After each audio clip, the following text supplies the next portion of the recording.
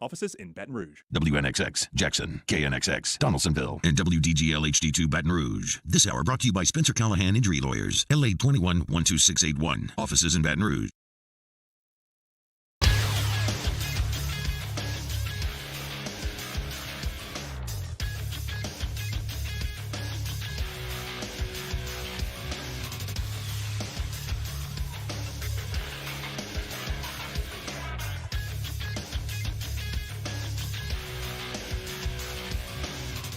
Good morning, everybody.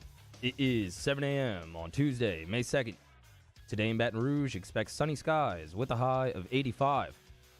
Coming up on OTB, Roddy Jones of SiriusXM joins the show at 7:30. We talk LSU baseball with Jumbo Ronnie Rantz at 8:30. And Nick Underhill of New Orleans Football joins the show at 9 a.m. to talk Saints. You can follow today's show on Twitter, Instagram, and TikTok at OTB_ESPN, or catch us on YouTube at the 104.5 ESPN channel, and subscribe for daily content. Hour number one of Off the Bench, live from the Mercedes-Benz of Baton Rouge studio, starts now. Let we go! All-Star Toyota presents Off the Bench with Jacob Hester and T-Bob Hebert. Yeah! Off the Bench with Hester and T-Bob. Hey, P, they said I gotta come off the bench. All-Star Toyota presents Off the Bench with Hester and T-Bob. Yo, yo, yo.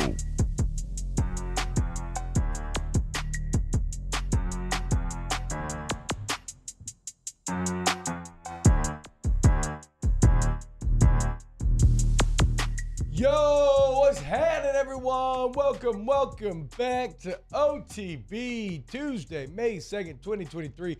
First time we've had all the boys here in the studio in what feels like a while. I guess it's been a full week, basically, a week tomorrow, so we'll count it.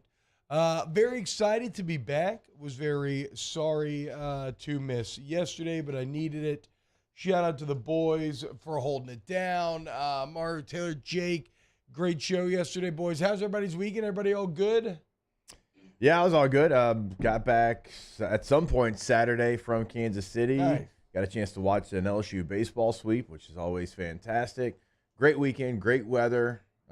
Good trip, so no, I'm good. I mean, rolling right along. I mean, we're in May, and we're still in the 50s and 60s in the morning, boys, and only in the 70s in the afternoon, at least for this week, okay? Yeah, we might pay for it on the other end. That's fine. I think I'm okay with that, too, because I expect that. I will take record heat for this spring instead of just it being like normal super Louisiana hot for all of April and all of the summer. So, hell yeah, man. I'm enjoying it one day at a time.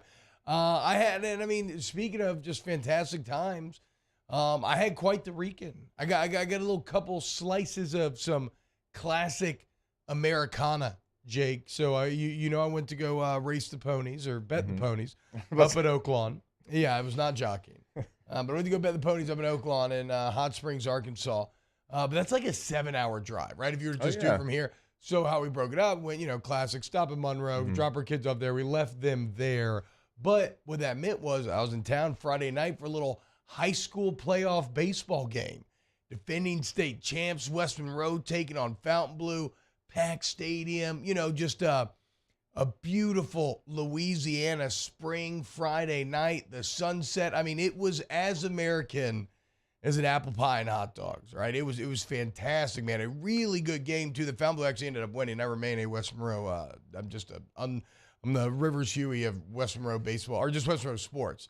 I've now seen 2 lost state championships and a lost playoff game. Now, of course, it didn't go the next day. Rebs would come back, win, and advance. But it was cool, man. And then I had the LSU game rolling on my phone the entire time. Shout out Cagenomics. It was a really nice start. And then the horse races, man. My God, what more can you say? So who all went to the horse about races? The horse What's races? the group? How big a group we talking? 3 couples. It was just me, my wife, Will, his wife, and then my boy Trey Helms and his wife, who is the Arkansas native. But I don't know. No, I mean, for me, that was the most fun I've ever had gambling, without a doubt. Did not win a thing. Now, stayed very disciplined. Now, we went up and down Durin, right? And we were up and tried to take a really big shot at the end and lost it all. But didn't win a thing. But I will say there is not a more fun way to gamble. Because what it does is it fools you and to thinking you have agency, which, to some extent in gambling you do, but like the entire time in between races, right? You're looking all over your pamphlets, you're looking at the tip sheets, you're looking at the racing forms, the jockeys, their records, and you feel like you're figuring out the puzzle. Now you're actually not, right? Because what are you? This is your first time ever at the horse race. You don't know what the hell you're doing, but you're drinking beers, you're all meeting as teams. There's some big wins mixed in there. It's just such an active form of gambling. I absolutely fell in love. Dude. Do you remember the horse that won the final race where you said y'all kind of maybe put everything together and went big? No, Do you remember the name? We were talking about this the other day. I don't remember any of the losers. I guess. I thought actually, if anything, you would remember a bunch of the names. I had. You know what's funny? I ended up remembering the numbers more. Right, like the 2 and the 9 came through for us, and the only exacta box that we hit. And like all this was all that guy.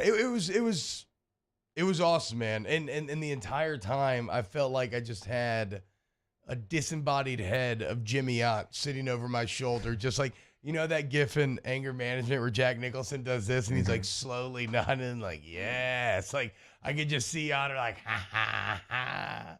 They always come late on the grass, just yelling in my ear. So it was awesome, man. And then kind of the through line to it also, by the way, Hot Springs, very cool town, man. Obviously, a retreat of the rich back in like the early 1900s. Is fascinating architecture and all these old bathhouses and everything.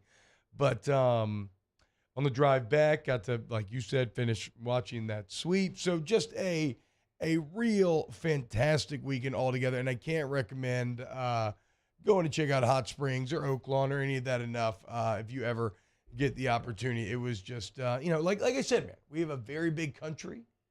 And a lot of times we're always looking, I want to go to Italy, I want to do this, I want to do that. And it's like here in the backyard, just a couple of great experiences, a little classic Friday night high school baseball into the horse races on Saturday. It was awesome. They have a nice setup there at West Monroe too. Yeah. Doesn't look like a high school. Which is fair. I guess that's true. Like they have like a Titantron and stuff. Yeah. And who I got to see play, and he's a bad man, is John Pearson. Okay. Josh Pearson's little brother. Yeah. And this cat, I don't know what his deal is recruiting. I don't know if he's going to LSU or anything, but this cat is a thick boy. He has a Fu Manchu. Okay. He's got like a blonde mullet that looks like it's receding a little bit. He looks 30. And he how we talk about Tommy Tanks being the bad guy off of Rookie of the Year or whatever, those, like one of those movies. Yeah. No, that is this cat right here. Yeah. And he just sits there and he just chomps on his gum. I'm envisioning the guy, the cleanup hitter from Rookie of the Year with Henry Rowan Gardner. It is striking and how similar the two are. And it was great. It was great. So I had to get that out. I just, like I said, I've never had more fun gambling than I did betting on those horses on Saturday. So I know what we already talked about the baseball series, right? I mean, so obviously, actually, funny enough, yesterday we were really, really draft heavy. I mean, coming off the draft and all the things that kind of go into it, that was probably a bulk of the show. We hit it quickly in hour one, but the chat was calling for some baseball talk. So the last 20 minutes of the show was baseball talk. Yesterday. Yeah, I mean, look, we'll as we'll see with the draft attendance numbers, the draft is just massive. It is insane. It is the Comic-Con of the NFL. It's where all the NFL nerds can go and truly celebrate with one another and live that shared culture experience. But, I mean, speaking of incredible, spectacular, wonderful, huge things, LSU sweeping Alabama was just an absolute delight. It really was. And it was tense and it was fun. And you had spectacular performances peppered throughout your team. Like, there's so many great ones to celebrate. And it's weird, I think, Jake, to, like, not just start with, like, Dylan Cruz, and Skeens, because what did they do? Well, they did what they always do. They were just incredible. Dylan Cruz remains the best hitter in the country. It's not even close. But what I loved is you're seeing some other pieces start to develop. Maybe nobody embodies that more than Alex Milazzo. I mean, just a great weekend for Alex Milazzo, a guy that could not hit at all, like a couple of seasons ago, even last season. Like I remember Ben McDonald and the SC Network kind of breaking down what he was doing. He was pulling out his. Because Ben coached him. He was just a completely broken hitter. Yeah. And Jay Johnson, known for developing hitting. Milazzo talked about it in the post-sweep press conference over the weekend, but basically Milazzo said he had to build everything from the ground up. And he did that. And now it feels like all he's doing is getting on base. He's batting, like 370 or something right now, but he's walking as well. He's turning over the bottom of that lineup. Oh, and it's on top of what he's always done, which is play great defense. So, the reason I want to highlight him twofold, because, who doesn't love cheering on that sort of improvement? But also, if you are a young athlete or someone out there and you feel like, you're struggling at whatever you're being asked to do and you can't do it, well, you can. You just have to put in the work, and ideally, you have to have someone who can kind of give you a plan to get there, which Jay Johnson can give you the plan. The question is, do you have the ethic to follow through? And Alex Milazzo has done that.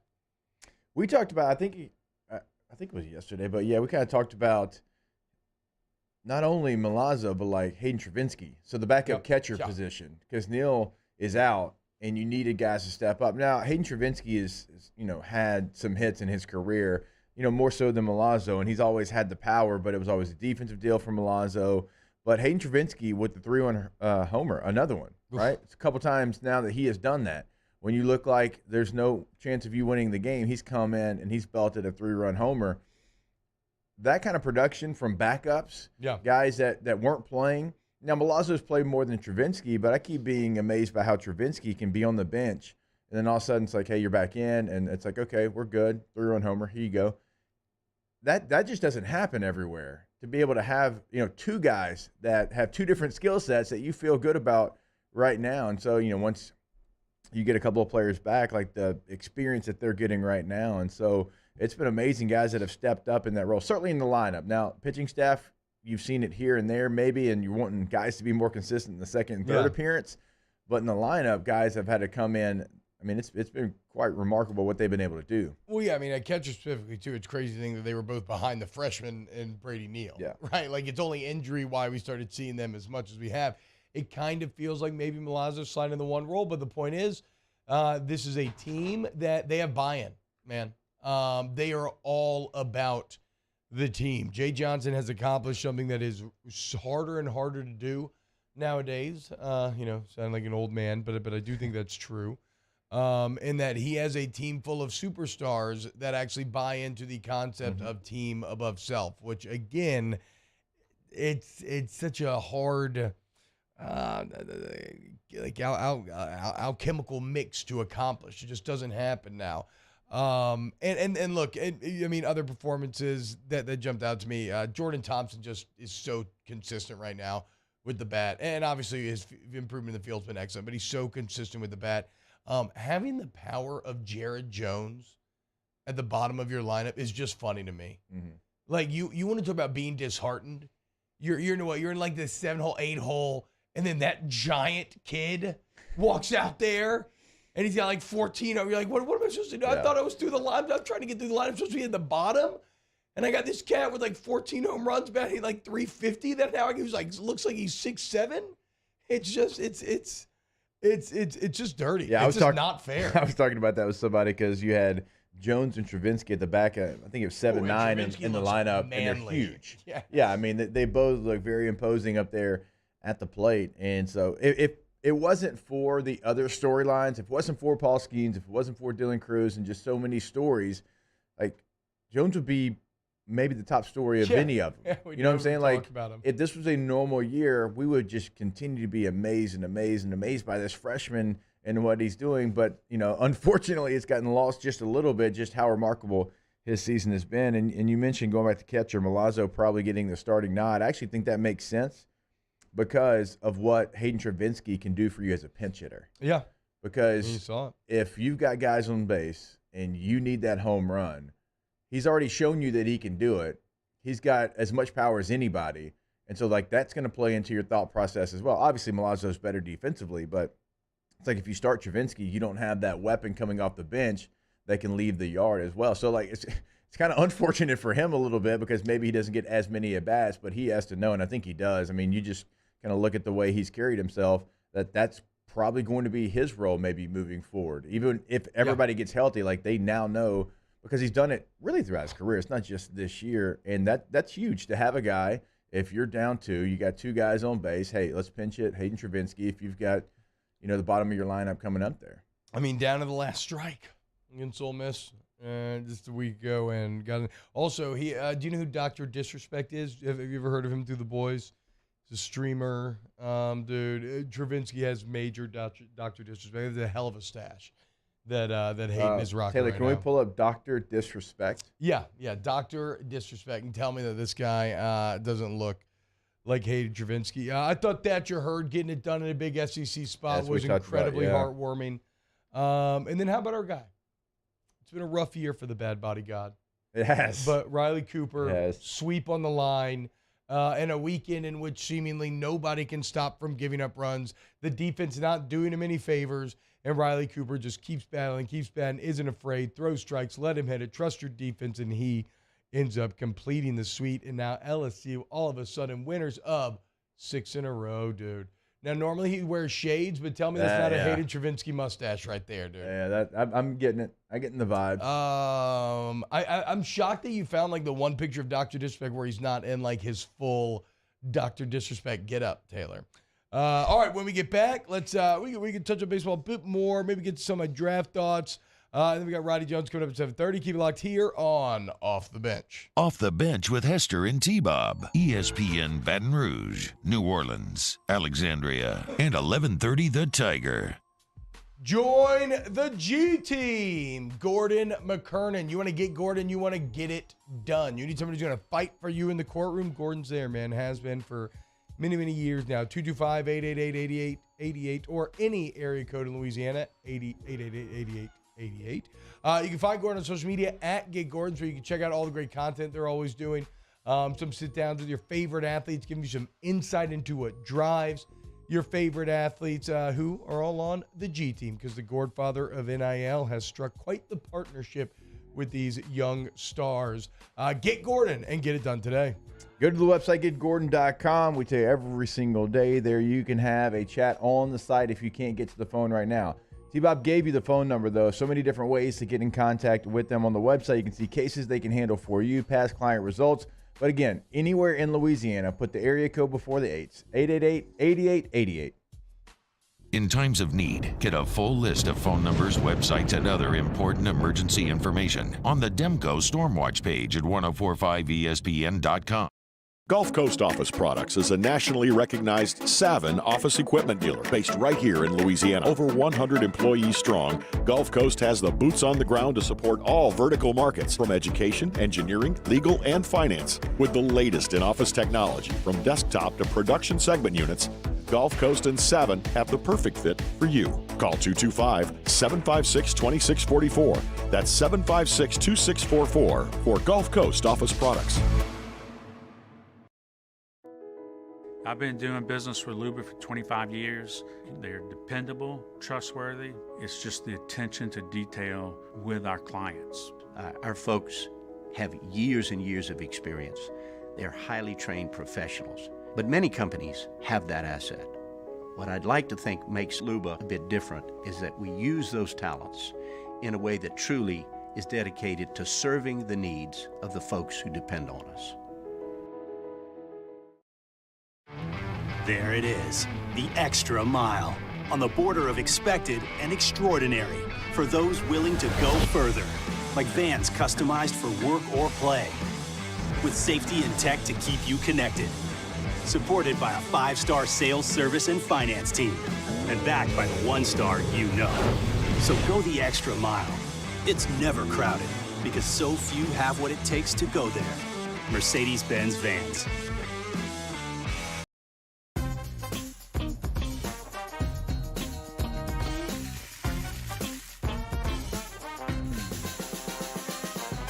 The best-kept secret in town is out. Discover Tallulah at the Renaissance Hotel on Bluebonnet. Hey there, little buddy. What's the matter? What's the matter? My windows, siding, and my door. That's what's the matter. Relief Windows can fix all that. I got you. Pop, pop. What's up? gosh, look! Curb appeal. That's a good-looking neighborhood. ReliefWindows.com.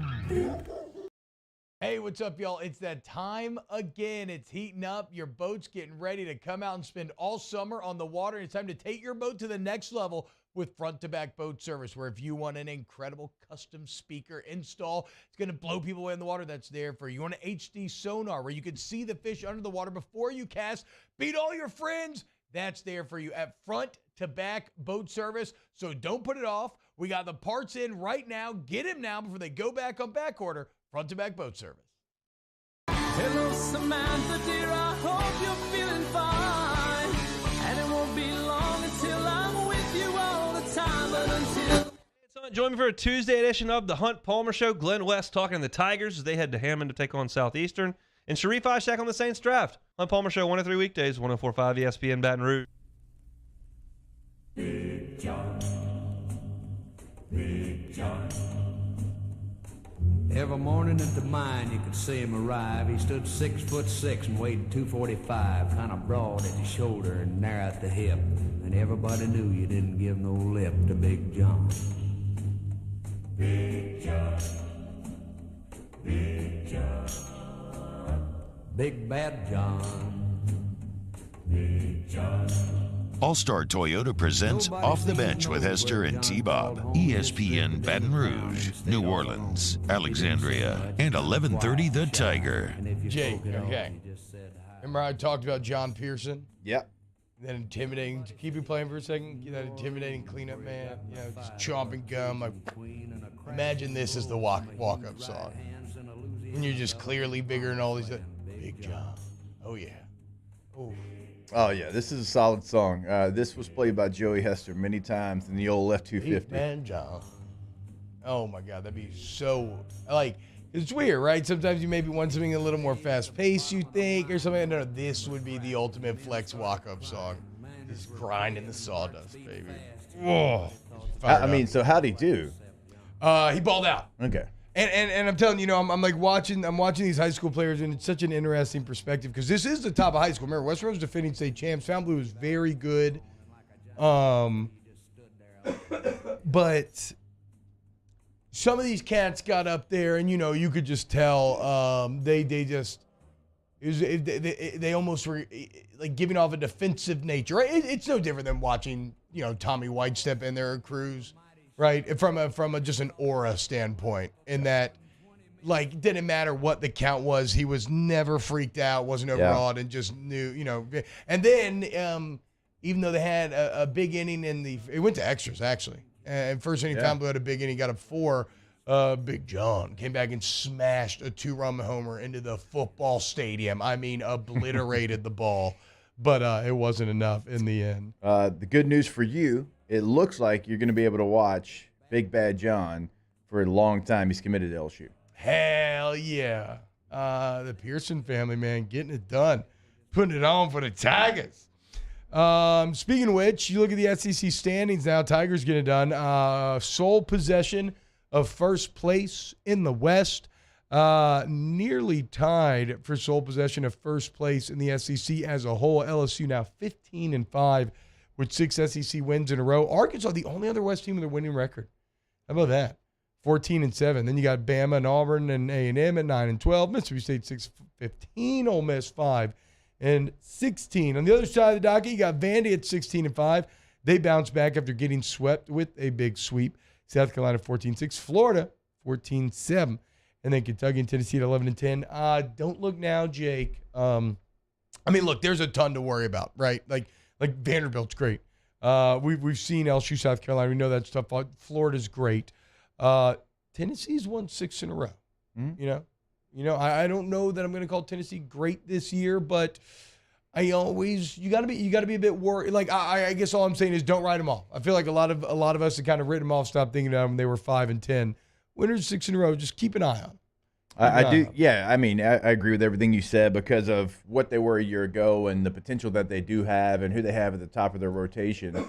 But you do have a different, I think, out view of Tennessee since you were able to get 2 of 3. Yeah. Like before, they probably had the mental edge on you because it had been so long since you had beaten them. But now you know that not only are you capable of beating them, but you have done that. And so that is a good thing for LSU, and it only continues to improve. LSU, obviously, like in the RPI and different things, if Tennessee wins, and they were probably always going to go on a run, just too talented to continue to stay down from what they were. And so, them winning 6 in a row is really not that surprising. Like, there's been a couple of surprises over the last couple of weeks, like South Carolina losing 2 of 3 to Auburn, the team that you're about to get ready to play. That was surprising, and it just gives you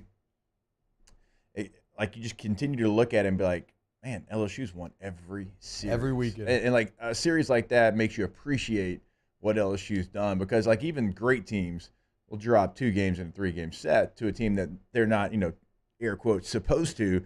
LSU hadn't done that yet, and it's just continuing to me to be amazing.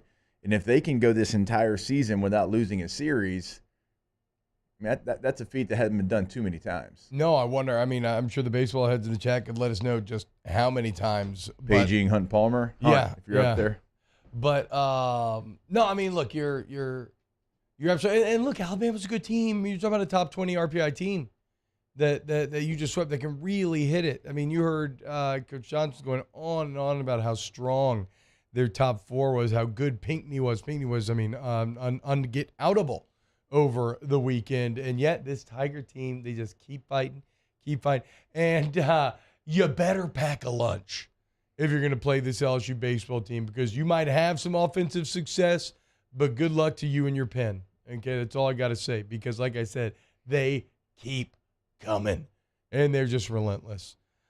Jake, you linked a great article in here from D1Baseball.com where they're maybe projecting how a potential NCAA regional could work out. Of course, LSU here in Week 11, an obvious 1 seed. And right now, they'd have Nichols come to town as the 4 seed, Southern Miss as the 2 seed, and USC. Is that USC, Southern California? Yes. As the 3 seed? Hey, it looks weird seeing Southern California. It looks very weird. Like that. It threw me off. It threw me off completely. Yeah, but South Carolina people would say that's exactly how you're supposed to write that out. I'm just, so. Okay, a little revenge play, revenge regional, Jake. It is. Right? Get on the Colonels for what they did, and then we owe Southern Miss for last year. Let's be clear about that. Them boys were trying to flex on us when we were down. Okay, well, who's the big dogs now, Eagles? Yeah, and when you look at that, and of course, these are just projections. It is certainly subject to change, but when you look at that's a pretty tough for the number 1 overall seed. You go down to the number 2 seed, Wake Forest, and they're projected to have Ryder.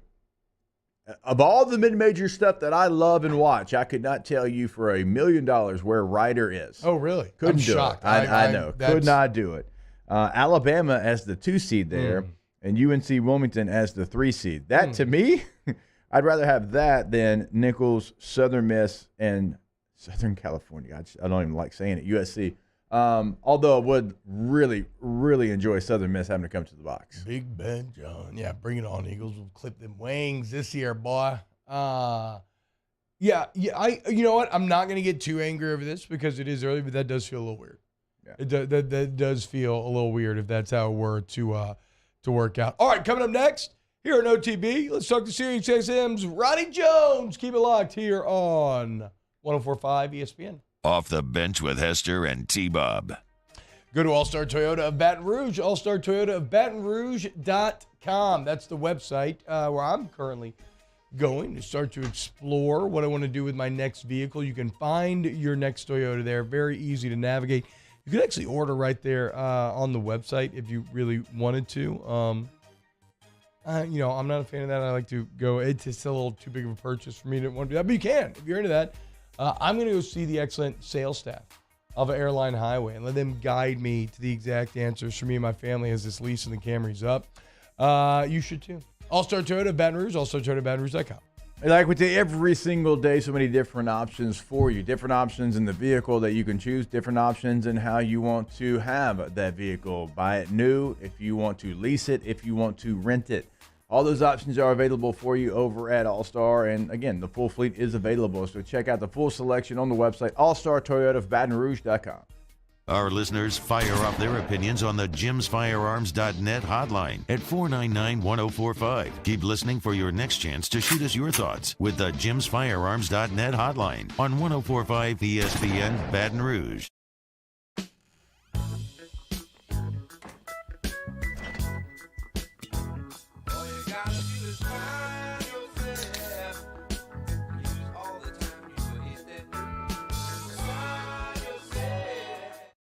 Bayou Chrysler Dodge Jeep Ram has $15,000 off all new 2022 1500 SCA trucks. And all new Bayou automotive vehicles come with a 1 million mile warranty. If you need sales or service, the crew at Bayou is going to do right by you. The world's leaders in obesity research, obesity medicine, and obesity science are right here. We're doing something that no one's ever done or trying to answer a question that no one's ever asked before. Pennington is a real jewel when it comes to research. We are finding the solutions to the world's worst chronic disease, which is obesity. Louisiana needs Pennington Biomedical. Gulf Coast Office Products is a nationally recognized Savin office equipment dealer based right here in Louisiana. Over 100 employees strong, Gulf Coast has the boots on the ground to support all vertical markets from education, engineering, legal, and finance. With the latest in office technology from desktop to production segment units, Gulf Coast and Savin have the perfect fit for you. Call 225-756-2644. That's 756-2644 for Gulf Coast Office Products.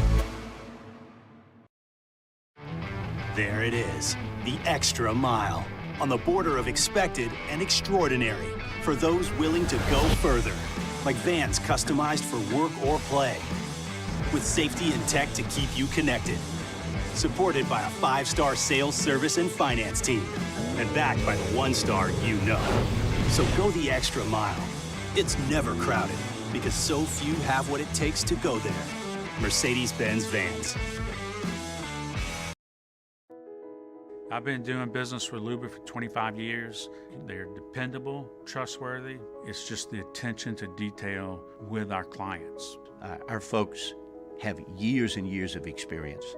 They're highly trained professionals, but many companies have that asset. What I'd like to think makes Luba a bit different is that we use those talents in a way that truly is dedicated to serving the needs of the folks who depend on us.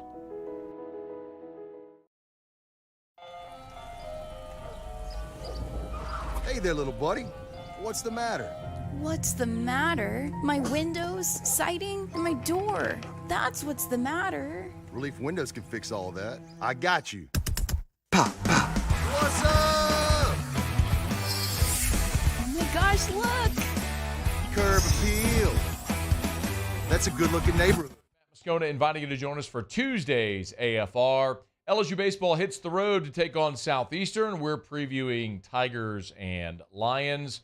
We'll continue our SEC spring recaps and draft reaction. Join us 3 to 6, 104.5 ESPN Baton Rouge.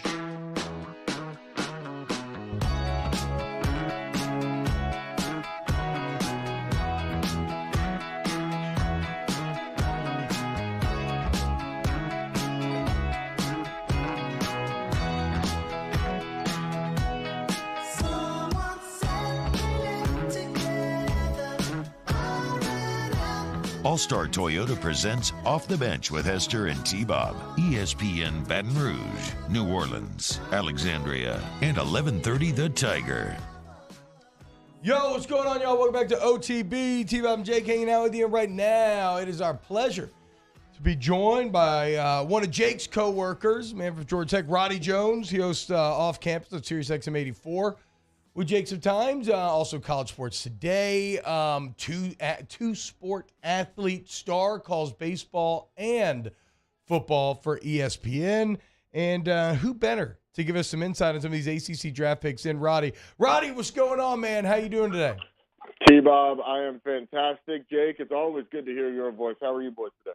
We are doing well. Hey, did you know, let me go ahead and get this out of the way, Roddy, because T-Bob is from the Atlanta area as well, and he always has, like, whoever, like, comes on from that area and says what high school they went to or what area. T-Bob always has a bad story of his team losing to said team. Whoa. That's not true. Roddy, where'd you go to high school at? I went to Chamblee High School, so no, we did. You guys did not lose to us. No. I don't think we played each other, and we certainly would not have lost to, or you guys would not have lost us. We weren't very good. Hey, but if this makes you feel old, T-Bob, Roddy told me a great story a couple of weeks ago that he grew up watching Perry Riley and Kelvin Shepard play there in the Stone Mountain area. In high school. That made you feel old? T-Bob and I were in the same recruiting class, Jake. So it's just me. So it's just me. Oh, Roddy, that's hilarious, man. Yeah, I mean, bro, that Stevenson team with who was Reggie Ball's little brother that was the quarterback on that team? So they had three Ball brothers: Reggie, Rashawn, and Marcus. They had Perry Riley, Kelvin Shepard, Craig Lumpkin went to Georgia was on that team as well. Like, that team was absolutely loaded. Oh my God, dude. Hey, Roddy, before we get to and I got to be painfully clear. I don't know how Tech fans are feeling about this. This is not meant as a shot. We are the premier Nebraska Cornhusker show of the South. Okay, this is the Corn Hub. I'm T-Cobb. He's Husker. Jeff Sims, the unquestioned starter in Nebraska, to the point where Casey Thompson is taken off once again. What do Nebraska fans have in Jeff Sims? They have an extremely talented quarterback, and it was kind of one of those situations in the transfer portal that was best for both sides. As talented as Jeff Sims is, he'd had a pretty up and down career at Georgia Tech, from an injury perspective, from a performance perspective, and then also there were some incidences where I think there was some preferential treatment, and I'm not sure that was received well amongst the team. Obviously, when you have a coach like Jeff Collins who is on the hot seat, you don't want your quarterback unhappy, but that sort of gave him too much freedom, I think, too. So I think Brent Key, when he came down and there was the separation between Jeff Sims and the team last season, a lot of that was just disagreements on how things were going to be done, disagreements on how, on what was going to practices, stuff like that. So I think that was a good separation for the two. And Jeff Sims, I have told people when he is at his best, he's like a slightly lesser version of Vince Young. Like, he's not Vince Young. He's not going to be the number 2 overall pick. He's not going to be, or the number 3, whatever Vince Young was. He's not going to be a Heisman Trophy finalist necessarily because of his talents, but his ability to run. He's big, long. He's got a big stride. He's got a quick release, sort of a low release like Vince did. So he is extremely talented, man, and hopefully Matt Rule and Marcus Satterfield can unlock that. Hey, I want to ask a Georgia Tech question since we're here, because you do lose Sims, Roddy, but you get Haynes King coming over, and we certainly know Haynes King covering the SEC like we do here on this show. And so you got at least a quarterback that has starting experience, although he had kind of a weird career there at Texas A&M. Georgia Tech does go in the portal, and look, they jumped on it early. They're not like Alabama, who had to jump in there late, so at least you do have a starting caliber quarterback. Yeah, and there's a lot of excitement around Haynes King. Number one, he's raised the profile or raised the performance of that entire room. They had a freshman come in from Alabama, Zach Pyron, last year, who performed really well, won some games for him, broke his collarbone late in the year. And so then Georgia Tech was kind of in a bad spot. Jeff Sims was hurt as well. But Zach Pyron has looked much better this spring in his second season, and Haynes King is a big reason for that. But, man, he made some throws this spring. I went down to a couple of practices, and, things would kind of be just puttering along, and all the quarterbacks would look, very similar. And then all of a sudden, Haynes King would throw a dot like 30 yards down the field on the sideline. He'd be like, whoa, that was different than what we've seen in the past. And so you showed it in the spring game. So I think there is excitement about what Haynes King can bring. And if Zach Pyron beats him out, he definitely will have earned it. All right, Roddy, I want to ask you some NFL draft questions because obviously we are a New Orleans Saints show here, being on in New Orleans and South Louisiana and throughout the state as well. So a lot of Saints fans, and so you're the perfect guy to have on because the Saints drafted, Brian Brzee from Clemson. They went A.T. Perry from Wake Forest, and even like Isaiah Foskey from Notre Dame playing as many ACC games as they do. You certainly are going to have a book on him as well, but I want to start with Brian Brzee. This is a player that went through a ton last year, obviously personal and injury related as well. But this is a player also that has flashed and looked like a true first-round pick throughout his career. His freshman year, I thought he was going to be a David Pollock type player, not just impactful in terms of disruption in the backfield, but like the ball always found David Pollock. And I felt like that was sort of where Brian Brzee lived his freshman year. He goes into his sophomore year, tears his ACL, so loses the last, I believe it was 8 games of his sophomore year, is coming back from that, and then has the kidney ailment where he gains 45 pounds. He obviously loses his sister. So I think there is so much more to what Brian Brzee showed at Clemson.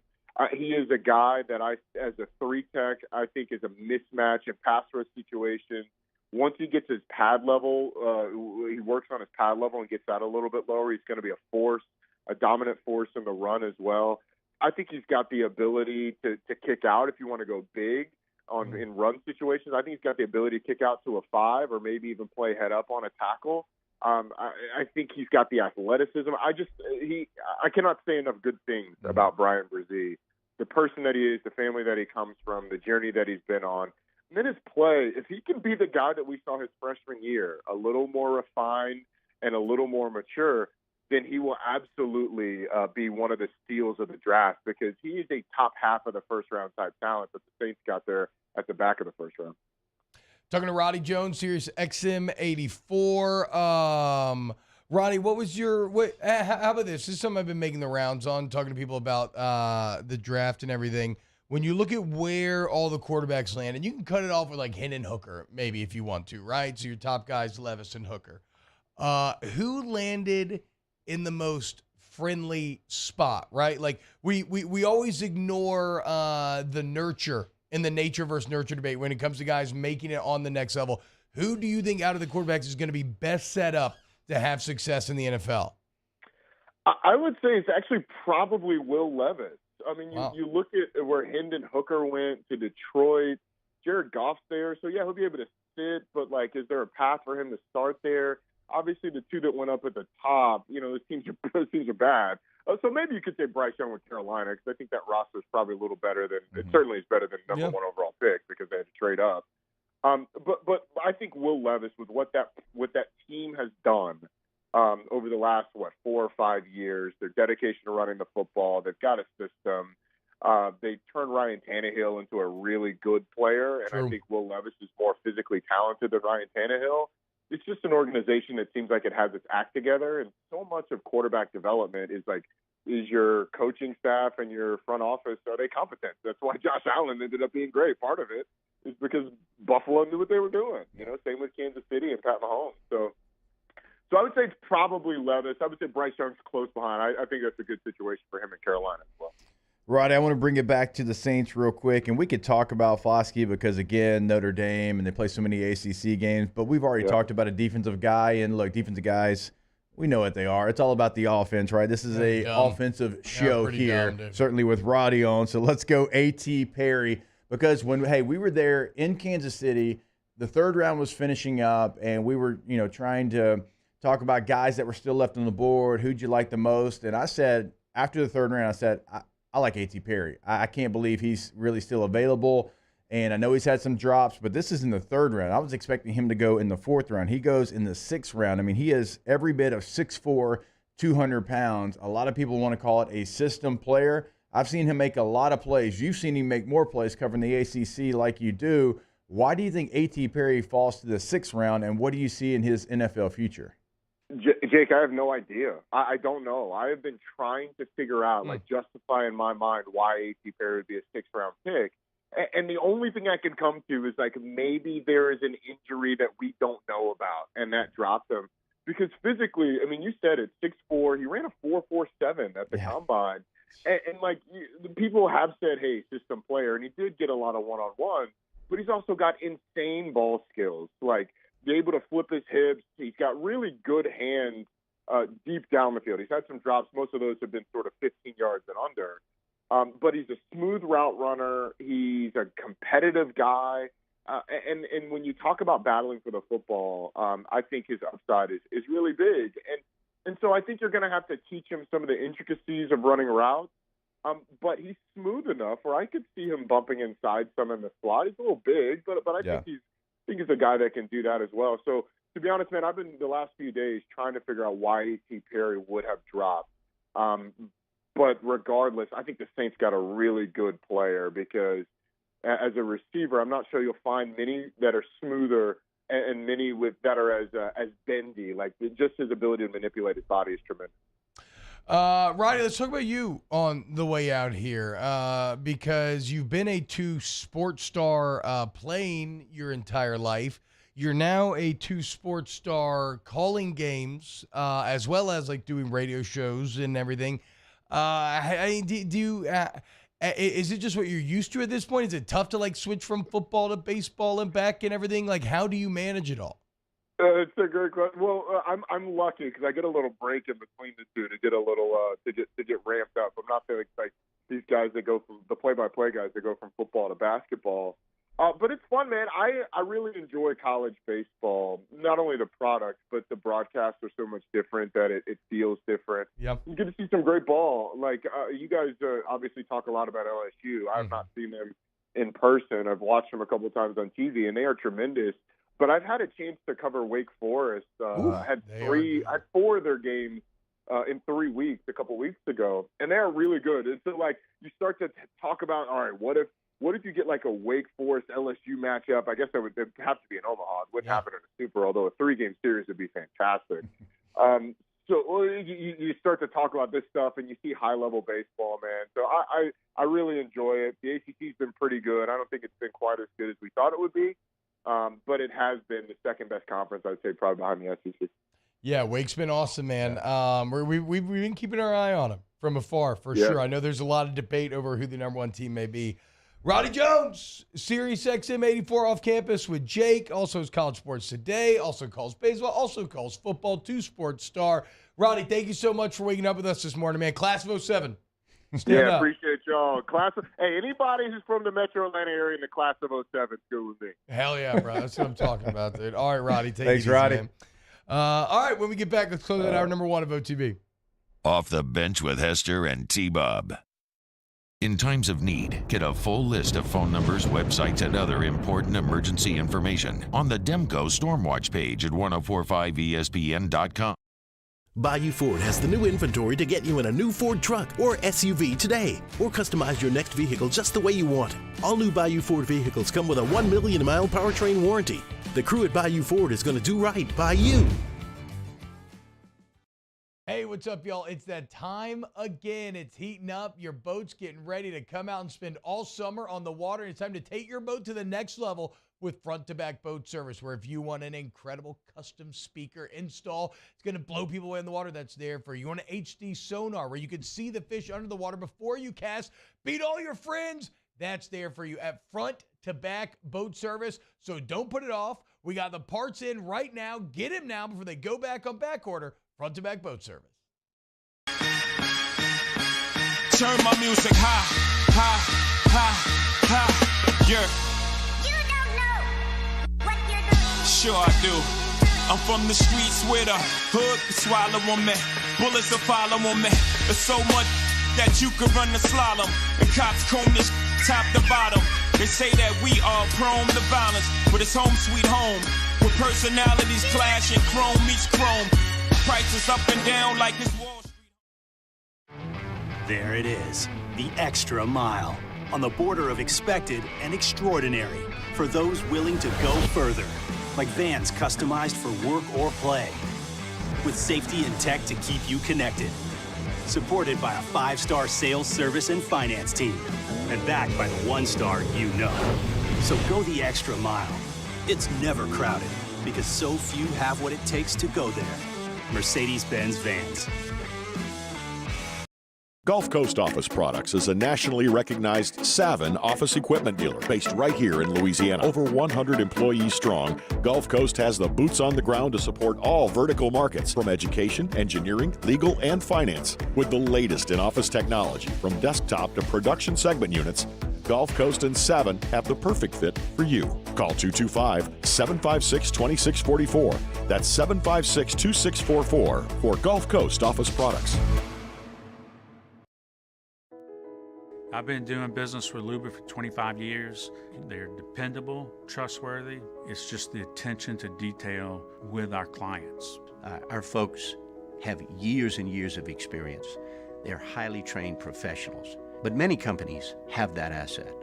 What I'd like to think makes Luba a bit different is that we use those talents in a way that truly is dedicated to serving the needs of the folks who depend on us.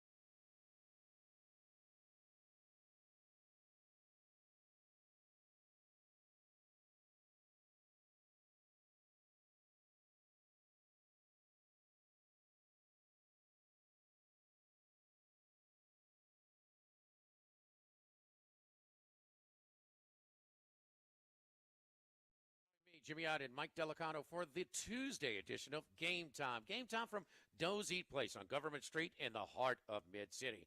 It's Game Time Tuesday night, 6 to 8 p.m. right here, 104.5 ESPN Baton Rouge.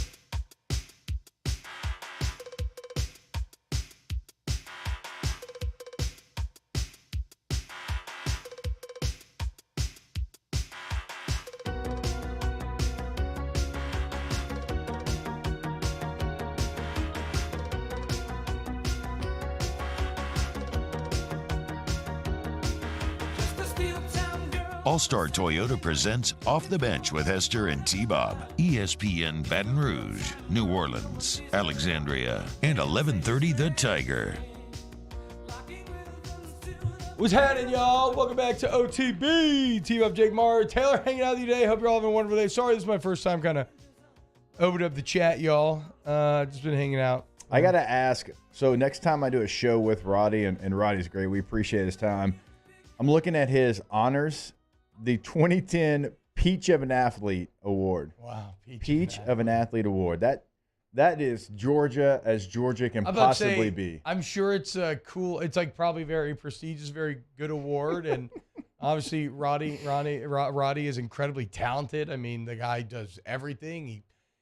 A lot of times it feels like in this business you have to make it professionally if you want to get these good jobs. And Roddy said, "No, I'm just so good looking, likable, intelligent that I can go get these jobs immediately." But Peach of an Athlete is about one of the worst titles that I've ever heard. It's very Georgia. For a, yeah. Well, yes. I mean, the basic Georgia logic is like, can we put peach in it? We can? Okay, yes. Great idea, Jenkins. This is why he makes it here, folks. That's right. I mean, you go from like Peachtree to Peach. It was just whatever. I was really just seeing if you won the Peach of an Athlete Award. I did not win the Peach of an Athlete Award, but I mean, honestly, you could tell, dude. Ronnie knew about your boy. Dude. Well, rivals. He knows. Center in the country. I don't know if it's because he's got like a photographic memory. Like he knows all of the guys that came from your area. Like, it's amazing. You ask him about somebody from that area, he's like, Bayou, right here. He must have been real into recruiting probably in high school. That was kind of when it was really starting to pop off, the 07 Rivals days back in the day. Jake, did you see this story? Bit of a weird story. Don't know what to make of it yet. Don't look now. It seems like Alabama cannot buy a good headline as of late. As there's a story on ESPN.com right now about Ohio halting gambling on the Alabama baseball team. Now, I can't quite figure this out. Apparently some kind of automatic system, I'm sure it's some sort of AI system out of Las Vegas. It's a firm that monitors betting markets. Something triggered. It flagged, yeah. Yes, something got triggered, right? Yeah. And it was from the 8-6 game on Friday. This is what I can't figure out. You're not betting spreads in college baseball, right? No. So I don't see a site that offers that. It's just straight up money line. So what happened Friday night I don't know. to make them think this, right? Because it was an 8-2 game that LSU looked like they had in hand, and it got a little sketchy because, I mean, look, Griffin Herron did a hell of a job, just couldn't find that final strike. And I'm like, but wouldn't that reflect more poorly on LSU? Like maybe there was some manipulation there. Obviously there was not.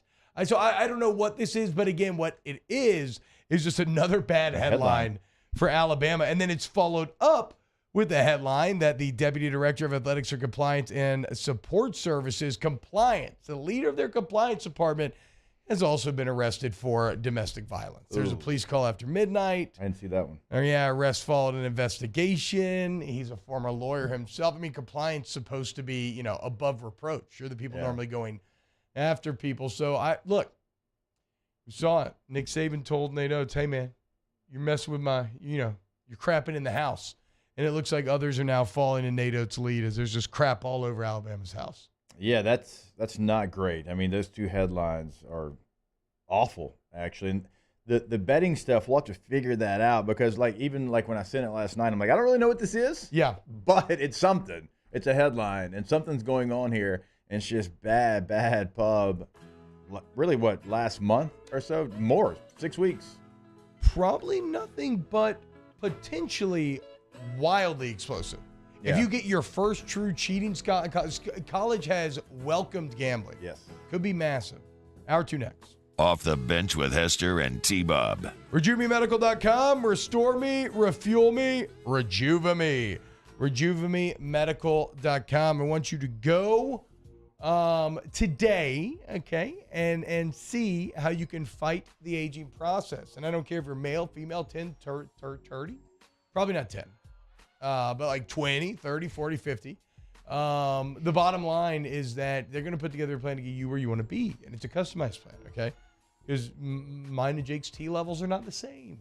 And so my plan would not be his plan.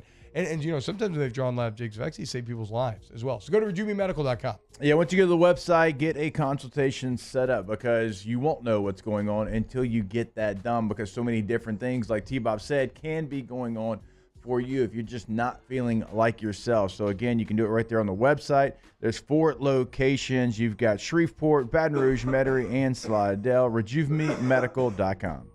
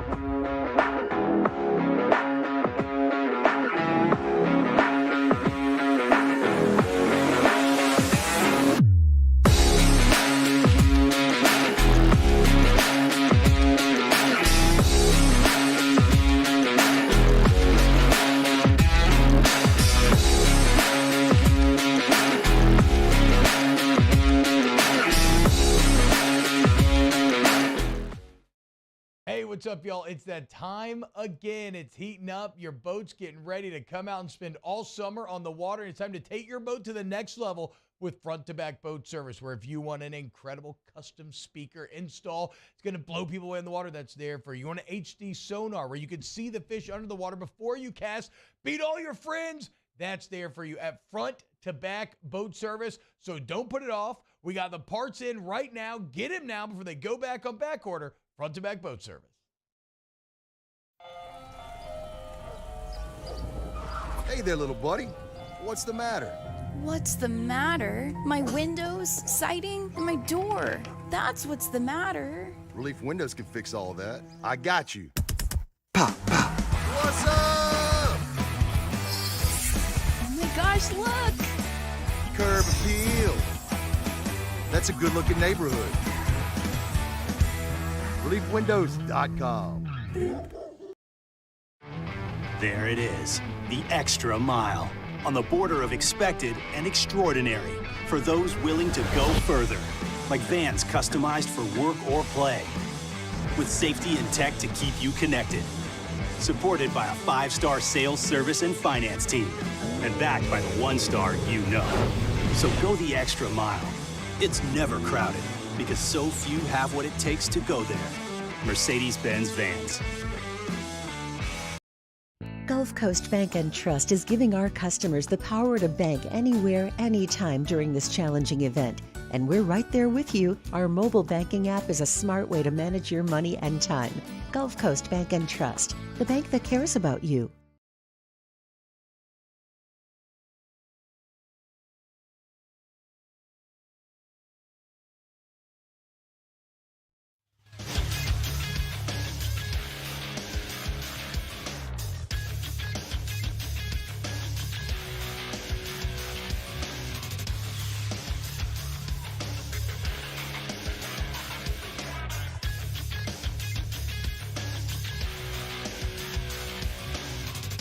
Good morning, people. It's 8 a.m. on Tuesday, May 2nd. Today in Baton Rouge, expect sunny skies with a high of 85. Coming up on OTB, we talk LSU baseball with Jumbo Ronnie Rantz at 8:30. We have a new edition of OTB Mailbag as well in the second hour. And Nick Underhill of New Orleans.Football joins the show at 9 a.m. to talk Saints. You can follow today's show on Twitter, Instagram, and TikTok at OTB_ESPN, or catch us on YouTube at the 1045 ESPN channel and subscribe for daily content.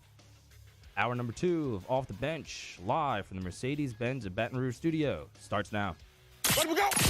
All-Star Toyota presents Off the Bench with Jacob Hester and T-Bob Hebert. Yeah. Off the Bench with Hester and T-Bob. Hey, P, they said I got to come off the bench. All-Star Toyota presents Off the Bench with Hester and T-Bob.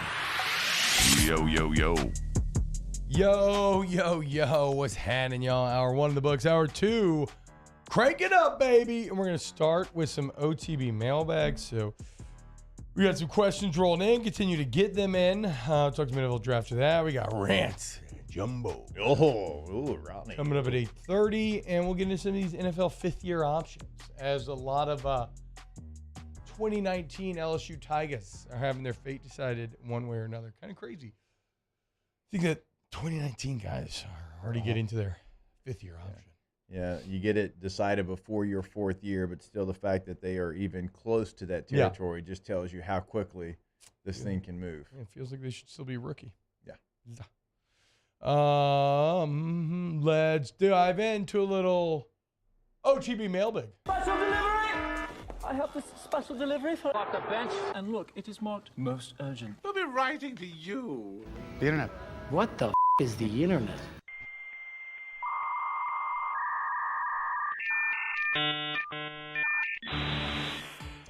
All right. Hashtag OTB mailbag. Scott Dice wants to know, was there ever a guy you lined up against on the field that physically intimidated / scared you?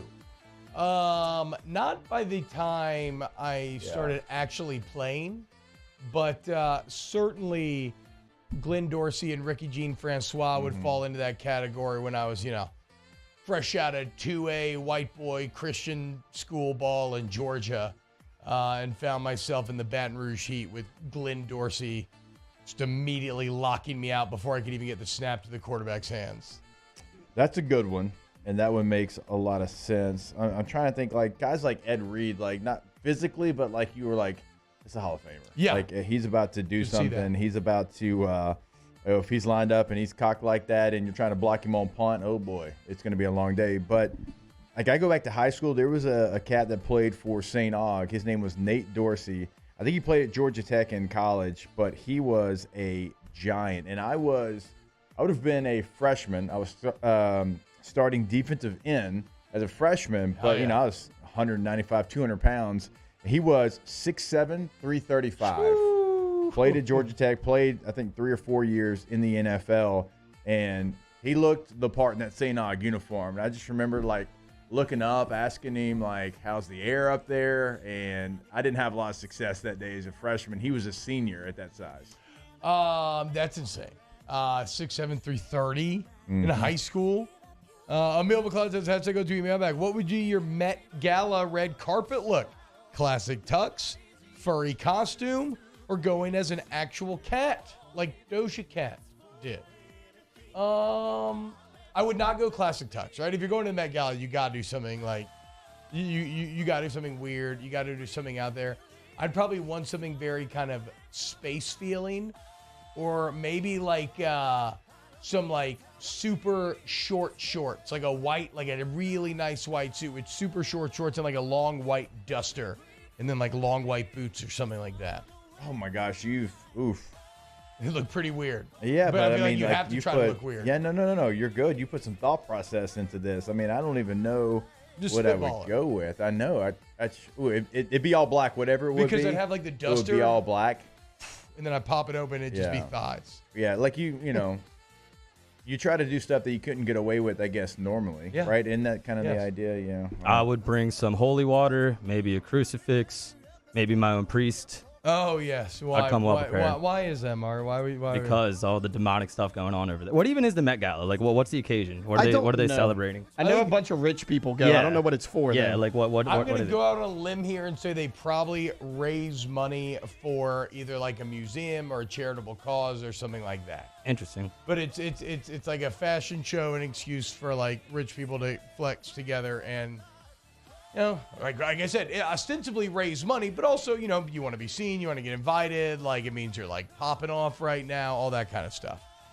Yeah, I think I'm going all black. Duster's probably a good move. I like it there.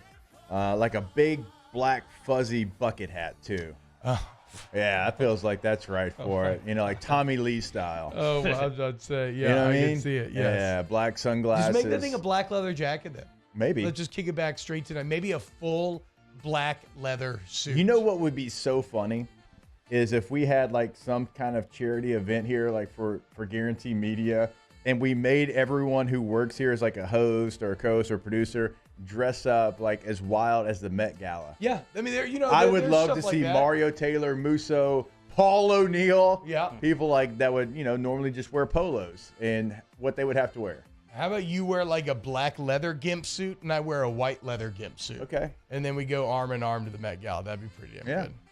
Hashtag OTB mailbag. What's your go-to meal your mom/dad cooks when you visit? I mean, it was gumbo for a while, but I've kind of taken over the gumbo crown a little bit. You know what my mom does very well, and she's a pretty good cook, but it sounds dumb, but I just love her sandwiches, right? Puts extra time into them, right? Good ingredients, like a lot of toppings. Yeah, Katie does that for me too. I'm like, why does your sandwich taste so much better than when I make it? Just an elite sandwich. Yeah, that's a great question. This is gonna sound real fat boy, but my mom makes my grandma's chocolate pie. And it's like old school chocolate pie, and so like any holiday thing we go to, like she knows like she's gonna make one, and it's just gonna be for for me, and Katie. Like it's just for us.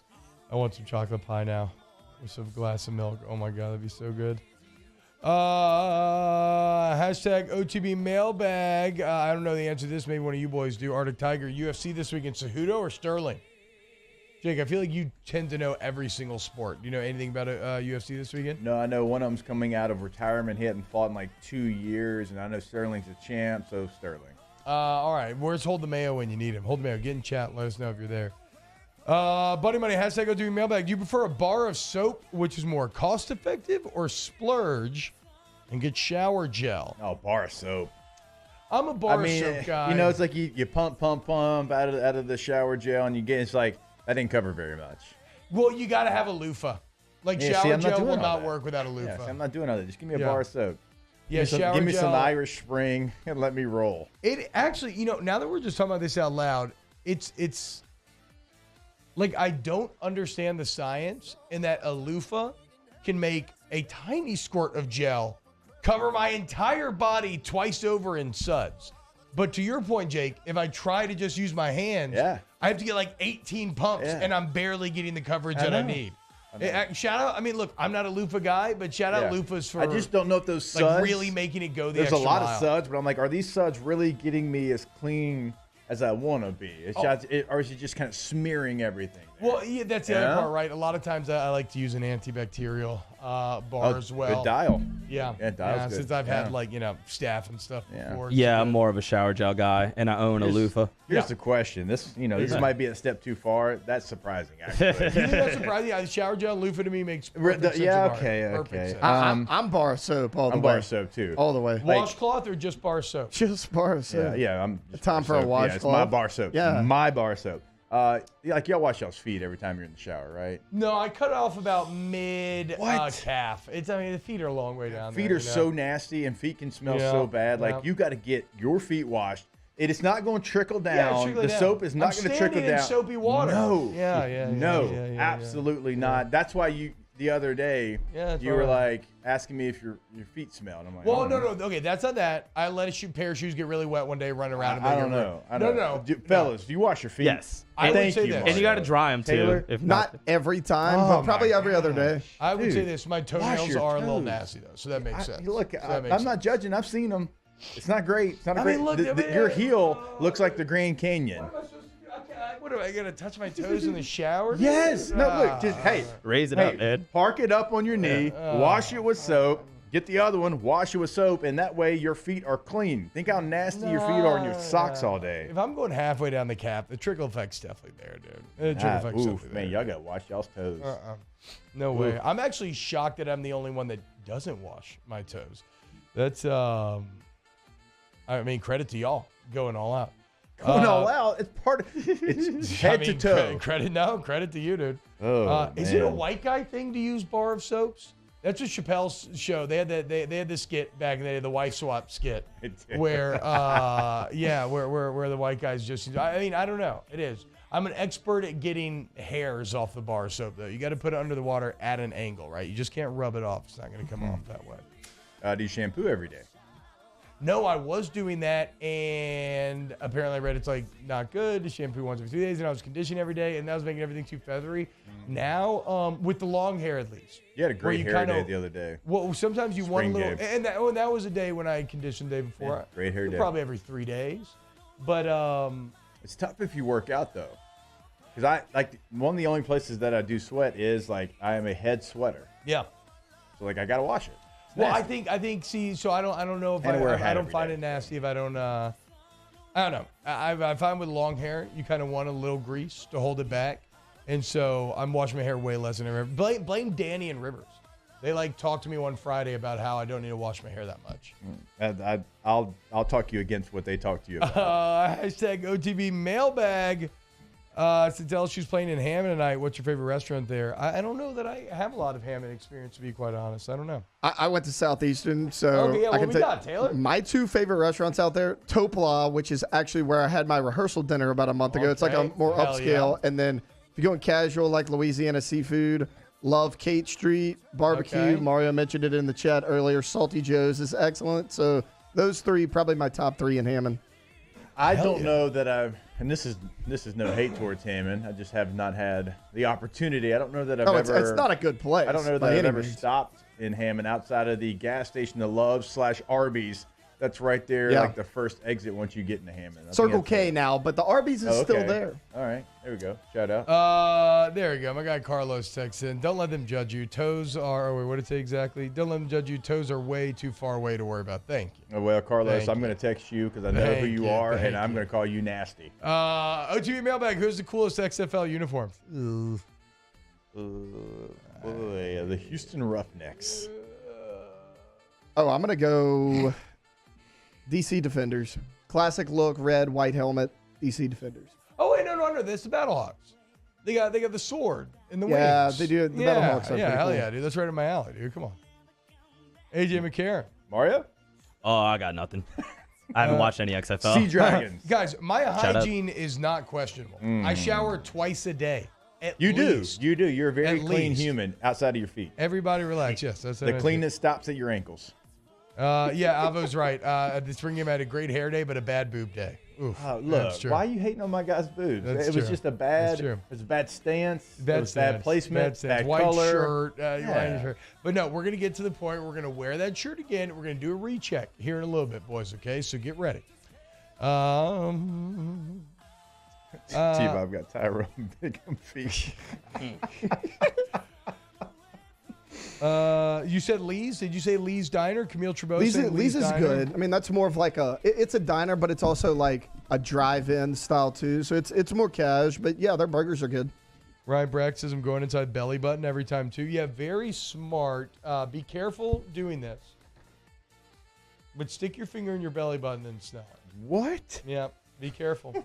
It can be awful if you're not doing what you're supposed to do.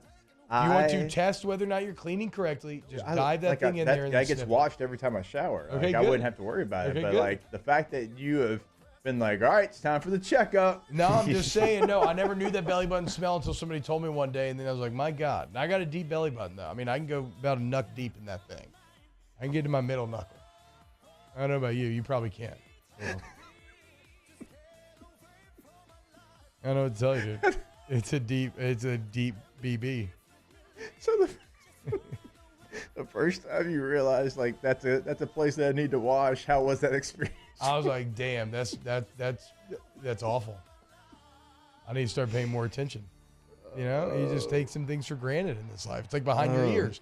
Why do they tell you to wash behind your ears? Yeah, because if you don't do that, swipe your finger behind your ear, give it a sniff. It's not good. Not good. Not good at all. Oh my gosh. Daniel Bash says knuckle deep's like 1 centimeter for T-Bob. Okay, you know what, y'all? Everybody. Okay, guys. Look, yeah, welcome back. I get it, okay? That's enough. Chat. That's pretty good. Bayou Ford YouTube chat. That's enough. That's pretty good. Out of y'all. That's pretty good. That's pretty good. I think that's it. That's a great win if we're going to end on that one. New Orleans Breakers is 3-0. Sure. How about that? Sure. I got to talk to him, man. I'm pretty sure that he might have gone to Birmingham or something. I think he was being 100 at a Michigan Panther game on Sunday. Shout out, yeah. Maybe we can catch up in a bit later in the week and get a figured out. Emil says getting a washcloth will change your life to you. Look, I've thought about washcloths a lot. I used to use them when I was younger. My dad was a washcloth guy, but I was always I don't in the like locker room I don't like the as a laundry washcloth. aspect. I don't like the laundry aspect of it. You know, like then you got to have clean washcloths all the time. It's like I got my own bar of soap.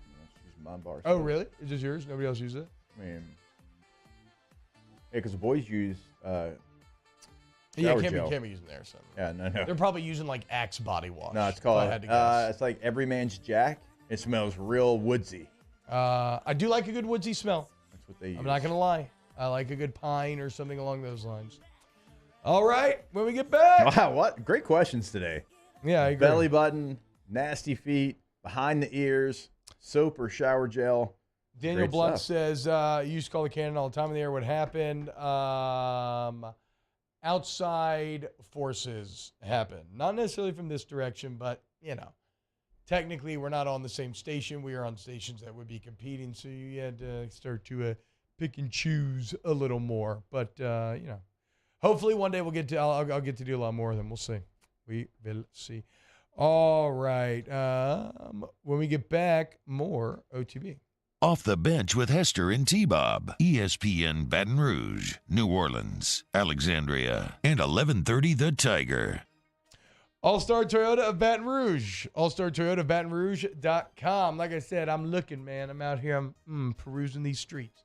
Looking for what the next Toyota I get is now that my lease on the Camry is about to be up this summer. It's been a great journey with the Camry. But with the third child, Jake, I think it is time to maybe get something a bit bigger, and I have a ton of selection over that All-Star Toyota, and I can buy new, I can buy used, I could lease again if I wanted to, and I can have the peace of mind, no matter what I do, that I'm getting a great price with just an incredible support staff and structure of how the entire dealership works. I love All-Star Toyota. You will too. All-Star Toyota Baton Rouge.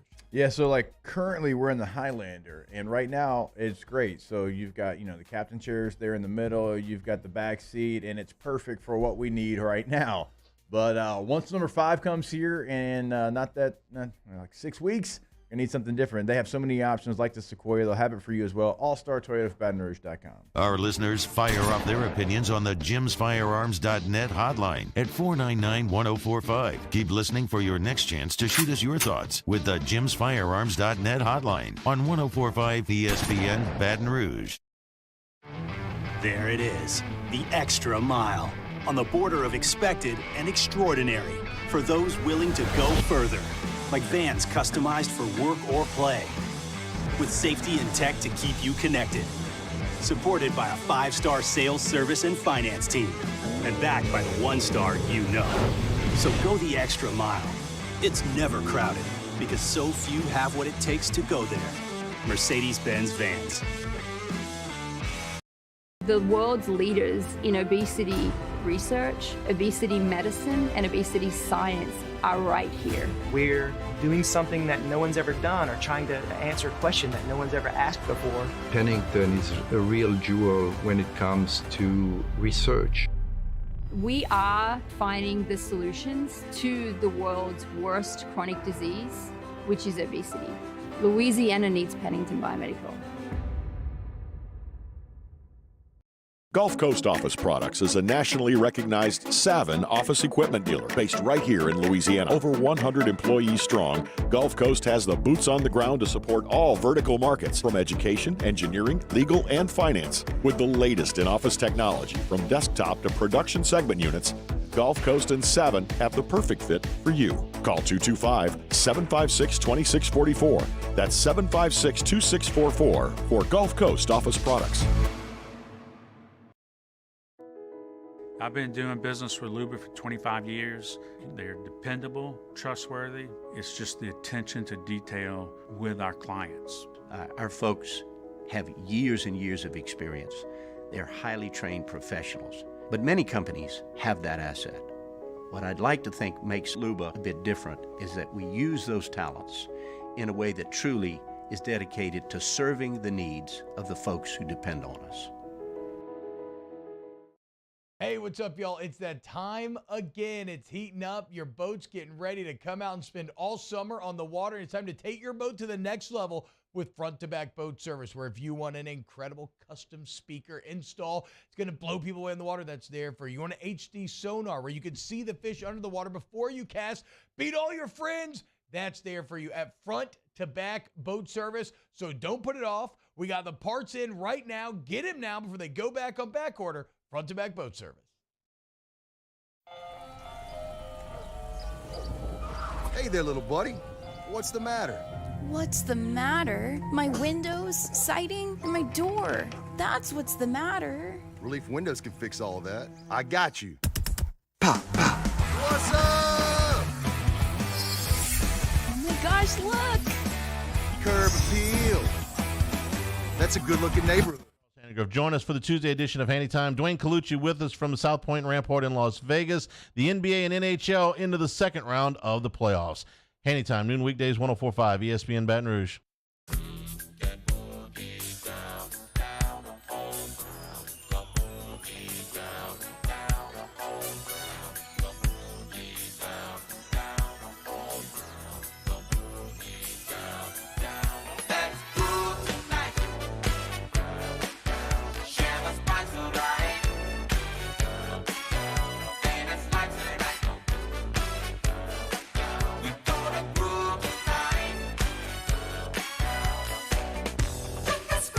All-Star Toyota presents Off the Bench with Hester and T-Bob. ESPN Baton Rouge, New Orleans, Alexandria, and 1130 The Tiger.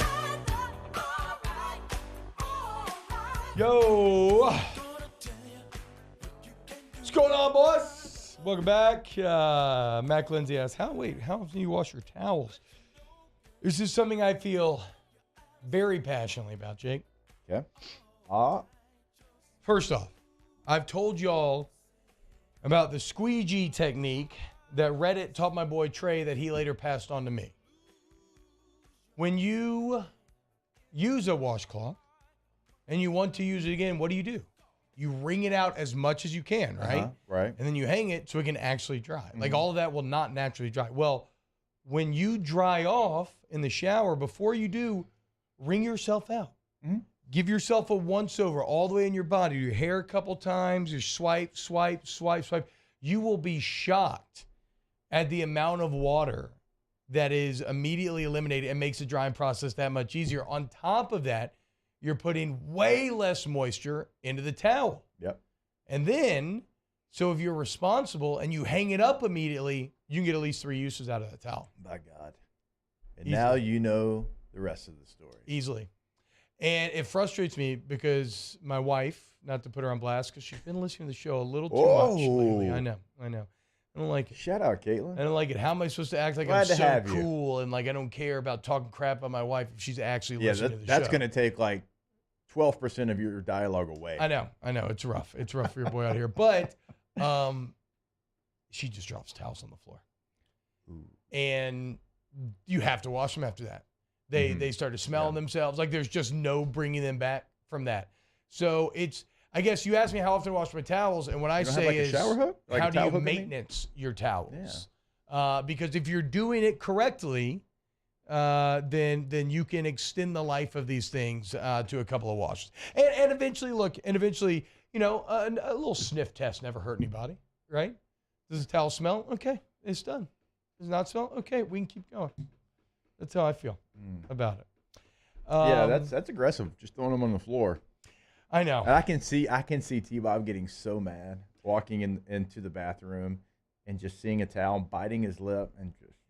I have a little bit more, because I'm not an especially clean person, but as they get older, I'm getting a little bit more of my mom's little OCD with some, and my old man's OCD with some sort of stuff like that, where I'm just like, well, then, I mean, I do, whatever. I do. I mean, if you were to talk to my wife, obviously, I do much worse and much more annoying things than that. Oh, God, I'm going to get in trouble, I think. Oh, yes. I love that this is now a thing. Well, how about this? Let's switch over to the NFL draft real quick. And not necessarily talking about the Saints picks or anything, right. Which, again, we got Nick coming on here in a little bit, so we can really dive deep on all of it. But you sent a tweet to the group message, Jake, about draft attendance.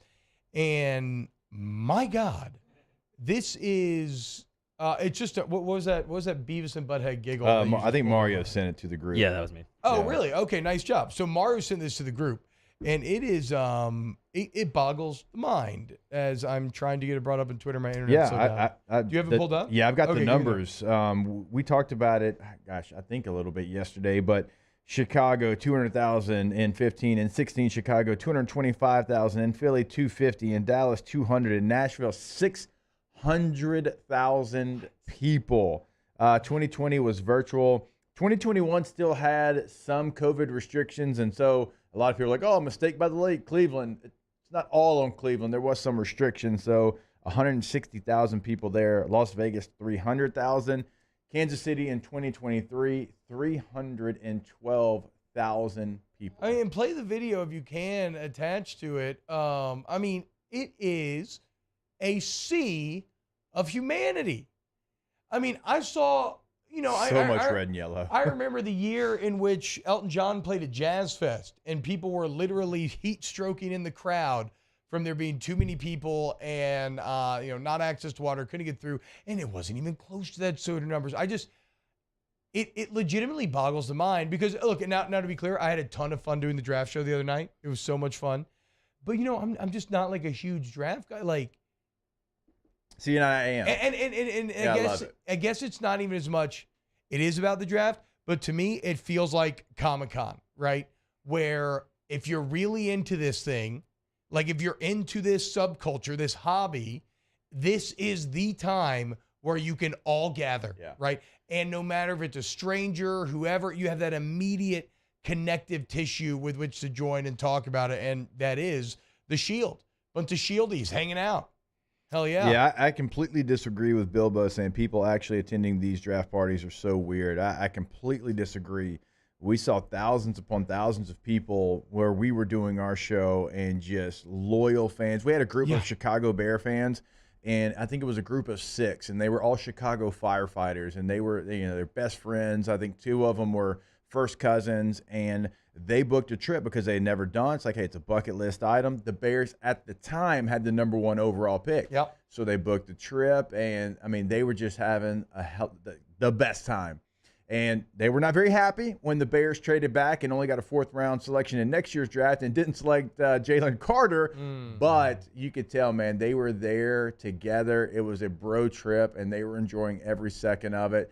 Fantastic mustaches as they were all, again, Chicago firefighters. I mean, just like the most Chicago ever. Great group of guys. Had a chance to catch up with them after one of our shows. And so it was great, man. You had Bills fans, a lot of Chiefs fans, obviously, Bears fans, Cowboys fans, one single Chargers fan. I saw one. Out of the 312,000. I saw T-Bob. Well, you are, I mean, you're in Chiefs Kingdom. You gotta be careful. I know. And I didn't see any Denver, but I saw one. That's because Russ. His weirdness, I guess, just rubbed off on everybody else. But it was great. Steelers fans, not as many Cowboy fans as I thought. I thought they were everywhere, Taylor. Not in Kansas City. Was there like a bunch of events going on, obviously, around the city? Oh, yes, and it was T-Ball. Like, so that's always my argument. Like, I know we have, big cities and New York and LA, and they do all these things really, really well. An event like that needs to be in Kansas City. It needs to be in Pittsburgh. It needs to be in New Orleans. It needs to be in places like that to me, because that's where you, like Nashville, like I think they fall into that category. Yeah. They know how to host an event. There's something like that's a little bit more down home, not as commercial about them. All the events around Kansas City, because the entire city buys in. Yes, Indianapolis is a great one because the entire city buys in. And it's not just like when you have it in Vegas, like people are there for Vegas things and, oh, yeah, the draft's here.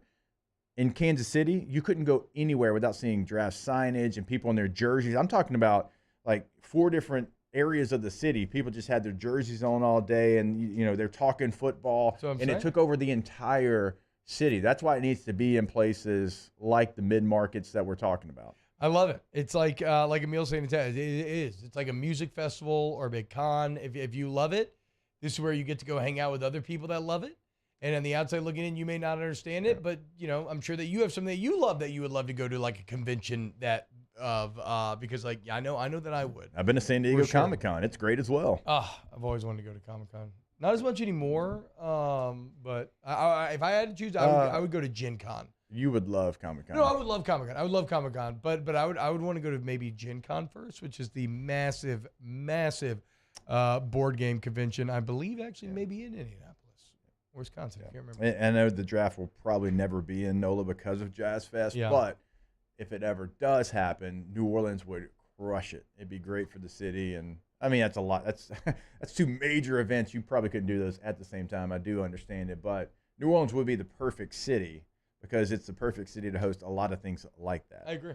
300,000 people. That's a ton. It's a lot. I mean, it was set up for success as well. Like there wasn't traffic, there wasn't long Uber. Like they had everything. Really? Oh, they had everything ready to go. They had the police again. Like Kansas City may be a little more functional than New Orleans. Yeah, but like in a city like that though, you can have all the police have their attention maybe on traffic control, and like some of these bigger spread out cities, you can't do it as much. Like we never had to wait longer than 10 minutes for an Uber. That's crazy. Like it was just like everything was just moving along very, very smoothly. The airport was great. Shout out all the Shield heads. I hope you had a great time, man. It looked very fun. All right, when we get back, let's talk to Ronnie Rantz here on OTB. Ooh, Jumbo.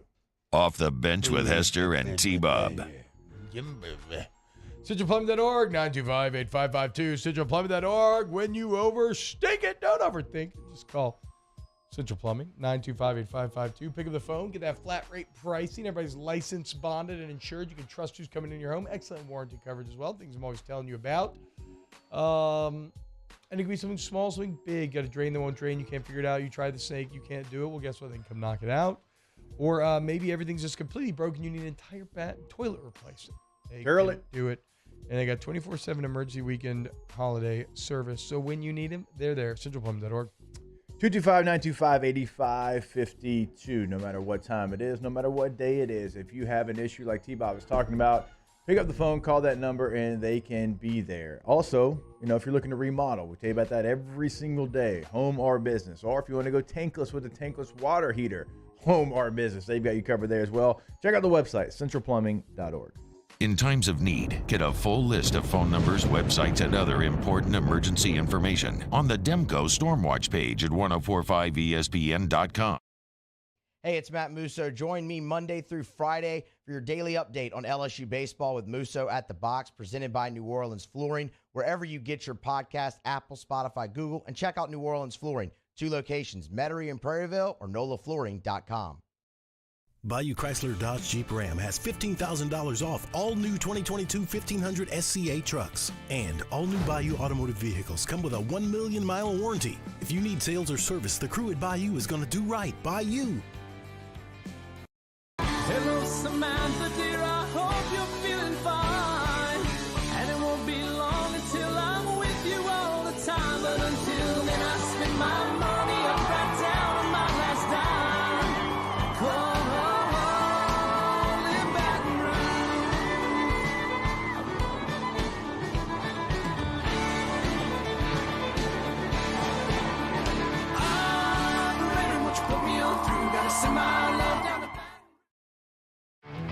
There it is, the extra mile, on the border of expected and extraordinary, for those willing to go further, like vans customized for work or play, with safety and tech to keep you connected. Supported by a 5-star sales, service, and finance team. And backed by the 1-star you know. So go the extra mile. It's never crowded because so few have what it takes to go there. Mercedes-Benz Vans. Gulf Coast Office Products is a nationally recognized Savin office equipment dealer based right here in Louisiana. Over 100 employees strong, Gulf Coast has the boots on the ground to support all vertical markets from education, engineering, legal, and finance. With the latest in office technology from desktop to production segment units, Gulf Coast and Savin have the perfect fit for you. Call 225-756-2644. That's 756-2644 for Gulf Coast Office Products. I've been doing business with Luba for 25 years. They're dependable, trustworthy. It's just the attention to detail with our clients. Our folks have years and years of experience. They're highly trained professionals, but many companies have that asset. What I'd like to think makes Luba a bit different is that we use those talents in a way that truly is dedicated to serving the needs of the folks who depend on us. Hey, what's up, y'all? It's that time again. It's heating up. Your boat's getting ready to come out and spend all summer on the water. It's time to take your boat to the next level with front-to-back boat service, where if you want an incredible custom speaker install, it's going to blow people away in the water, that's there for you. You want an HD sonar where you can see the fish under the water before you cast, beat all your friends, that's there for you at front-to-back boat service. So don't put it off. Join me for a Tuesday edition of the Hunt Palmer Show. Glenn West talking to the Tigers as they head to Hammond to take on Southeastern. And Sharif Ishak on the Saints draft. Hunt Palmer Show, 1 to 3 weekdays, 104.5 ESPN Baton Rouge.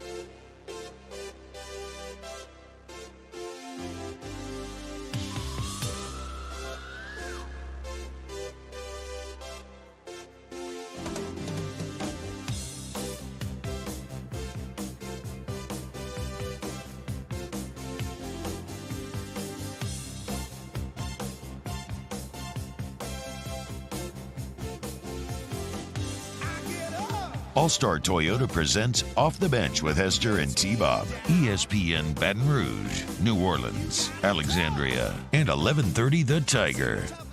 Rory says, LMAO, y'all are hilarious. You got to wash them feet every day. Do you, though?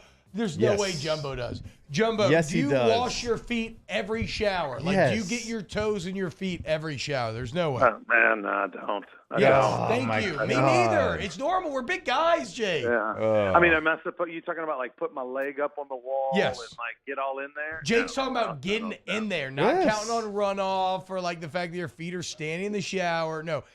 He's trying to make me like get all the way down there and like scrub between my toes and stuff. Nobody's got time for that. I got to be honest with you. As far as getting all the way down there and with the washcloth and getting in between the toes and everything, that might be a once a month thing. Oh my God! Yeah, no, easy. I think Jumbo's exactly right here. Yeah, 100%, man. Jesus, I mean, I don't have those. I have like a nice shower, but I don't have like the new ones that have the built-in ledges in the corner and the, like the bar and all. I don't have that. If I had a bench, to Ronnie's point, if I had a bench in my shower, I'd be more apt to. No bench, no feet. I don't know. It's kind of like the high ceilings. If you don't have a bench in your shower, you're really doing it right. I know. That's you ever heard my high ceilings theory, Jumbo? What's that? Just the higher your ceilings are, the more successful you're becoming. Like the richer you're becoming in life. I mean, it checks out. That's pretty true. 100% of the time. The higher the ceilings, the richer the person is. And the other thing is crown molding. You notice people's crown molding, but it's high end. That's well, also, if you're noticing crown molding, that's when you just know you're getting old. Right? And you're into home ownership. You're like, look at that. Wow, look at that crown. This is beautiful. Man, think about it. You start in the apartment, maybe you got like 8-foot ceilings. Next place you got 10, then you got 12. Right, I mean, you're living, baby. Yeah, I'm just upper middle, guys. Hey, how about this, Ron? You know who's first class, top of the class? This LSU baseball team this weekend was awesome. You and Lynn, absolutely fantastic on the call. I gotta say, I support Lynn. I am with Cruiser and Bruiser. Okay. As the nicknames. I don't know. I was kind of on the Beastie Boys. Beastie Boys isn't bad. So I almost view it like, it'd be like, who was in the Harlem Heat? It was the Harlem Heat, Booker T and his brother. I can't remember the other guy's name. But the point is, I'd be down for like Beastie Boys, Beastie Boys, Cruiser and Bruiser. Like I'm down for the group to have a name, and then their individual wrestling names be Cruiser and Bruiser. Stevie Ray was the other. There we go, Stevie Ray. Yeah, I need Lynn to be a little bit more, though, like say no on some of them. The guy sounds good. Yeah, he was playing to the crowd a little bit. Yeah, but listen, it's amazing. I probably had like 50 submissions of names. Everybody's getting into it. And I didn't mind Double Trouble either. I know that's a Double little Trouble's really cheesy, good. but I like that one too. Well, no, and it's because Ron, it's like the more the season goes on, I almost feel pity on these pitchers. Like what are you supposed to do? Dylan Cruz is guaranteed getting on base. Like it just feels like there is no way around it. And the way that it starts to mess with your head, and then you got Tommy White just grinding sawdust, staring you dead in the eye, coming up, just looking to mash you after that. Like, how, as a pitcher, do you how do you navigate this entire lineup, really? Yeah, no, I mean, you don't. And the problem is that you noticed that this past weekend, Alabama's a really good hitting team. Yes. I mean, they're literally statistically the second best hitting team behind LSU in the SEC. But the one thing that they don't do as well as LSU, and it cost them really, quite frankly, in my opinion, the winning a game or two, was the plate discipline. Mm-hmm. Dylan Cruz will just spit on that slider, 2 inches off the outside corner and take the walk. He's okay with that. As great as he is and as much production as he's having, he's willing to just take the walk. And a lot of the LSU hitters are like that. And Alabama was not. That's why you saw Wes Johnson, LSU's pitching coach, just stay with a plan that made me a little nervous, and I didn't necessarily always agree with, but he was throwing 3-2 breaking balls every batter. Oof. It didn't matter who it was. He was throwing 3-1 back. He was pitching backwards, and he was daring those Alabama hitters to keep the bat on their shoulder, and they just couldn't. And so they were swinging at balls that were out of the zone and getting themselves out, and that's just something that LSU doesn't do, and that's part of their greatness. No, you're exactly right, Jumbo. I mean, Dylan Cruz, we know his plate discipline, but like what Tommy White brings to the table as well, and his two-strike approach, and he kind of changes his stance a little bit. Sometimes he'll do it early in an at-bat, but for him to swing as hard as he does and to hit balls as hard as he does, but to also have some plate discipline, like that's a very rare combination. And no, it is, because, I mean, you think about all the great hitters, like the Albert Pujols type guys, the power with the average, those are the guys that make it be on a tee and make it be in a funnel. Tommy White just has the dexterity. It doesn't matter where the ball is. It can be down and low, up and in. Like, he's just can figure out a way to put the bat, the fat part of the bat on the ball. And it reminds me a lot now, totally different body structure, and he's probably even more of a wild stallion. But Todd Walker was a lot like that. The LSU great. He had that dexterity to hit a ball up by his letters. He could go down and get it 2 inches off the ground. He's got that control. And, I mean, Tommy White, he'll look so bad on a pitch, and he doesn't let it affect his at-bat. He lets it go and goes to the next pitch. It's incredible. Hey, I think we're showing a highlight here, Ronnie, but his ability to go opposite field and willingness to go opposite field, I think that's what separates him from some of the other power hitters in the country. A lot of power hitters, as we know, left or right-handed, doesn't matter. They're pull hitters. He will go the other way and with authority. Yeah, and it's something he's always done. Like, he did that same thing last year at NC State. It's not an adjustment. He just has the ability to kind of pull those hands, in close to his body, which is, and kind of, just let it get deep and barrel it the other way. And LSU's hitters to a man stand right on the plate. I mean, they literally press the limits of what the chalk will allow. Okay, at the plate. So everyone wants to throw inside. Well, that's easier said than done, especially at the college level. But Tommy White knows that they're coming in, and if they don't want to go in and hit them because they got Dylan Cruz already on base, it leaks back over the middle, and that's where he's doing his damage. Talking to Roddy Rantz here on OTB, and speaking of adjustments, the turnaround of Alex Milazzo at the plate has been one of the most drastic things I've ever seen. And again, it's not just being hot hitting, but it's exactly what we were talking about, quality at bats, right? I think like game 2, he finished 1 of 2 with, I think, 2 walks, right? He is just getting on base right now. He obviously came up with a huge hit in game 3 to take the lead, essentially the game winning hit. Ron, where does this Milazzo turnaround rank in terms of improvement that you've seen in guys through the years? Yeah, I mean, it's not the greatest I've ever seen. Andrew Stevenson has the greatest I've ever seen. A guy hit $185 or $190 his freshman year, and then next year he hits like 370. That's the greatest I've ever seen. But the thing that Milazzo's doing, he's giving himself a chance because of that play discipline that I talked about earlier. You know, he was that guy that would chase that ball in the dirt and swing at that 2-2 breaking ball out of the zone, and now he's just not doing that, and he's getting himself in hitters' counts. And then the more and more confidence he's having, and that you get showing. Plus, it's now year 3. You know, you know, he's 21 years old now, and he's got a lot more experience under his belt. Usually, players in years 3, 4, and 5 in college in any sport are better. All right, Ronnie, I want to ask you before we get you out of here, obviously about the pitching and, you know, games 2, games 3. It's been a little hairy at times this year. Who do you think is going to step up? Because you need somebody. Like, who's a candidate or maybe 2 candidates to step up to, you know, take some of this burden? Paul Skeens has been great, but you need somebody to step up on Saturday and Sunday of these series. Like, who can you see actually being a guy that LSU can start to count on? Well, I think they're hoping that Javen Coleman can continue. You know, he was up to 40-something. They had put a 45-pitch limit on him on the weekend. He went into 41, 42 pitches. He looked really good. So they're obviously they're going to extend him slowly, probably inch him up 10 pitches, you know, like to 55 this week or something. But so he's the long-term play for the postseason, I would think. A month from now would be Javen Coleman. Where can he ratchet up to? Can he get to the point where he could go out there and give you 5 innings, and then maybe you start him or something like that in a game? I don't think it comes from Floyd or Little. I think they are who they are. I think it comes from somebody in the pen. Can Thatcher Hurd get it turned around? He's the guy with the best stuff. He's 96. He's got a good slider. He's supposed to be a guy. He's 6'5". He's supposed to be a first-round pick. We finally saw him this past week to have 2 back-to-back good outings, which he hasn't done all year. So he's the guy, in my opinion, has the ability to make the move. And then Javen Coleman is probably 3 weeks away from really having even more of a role.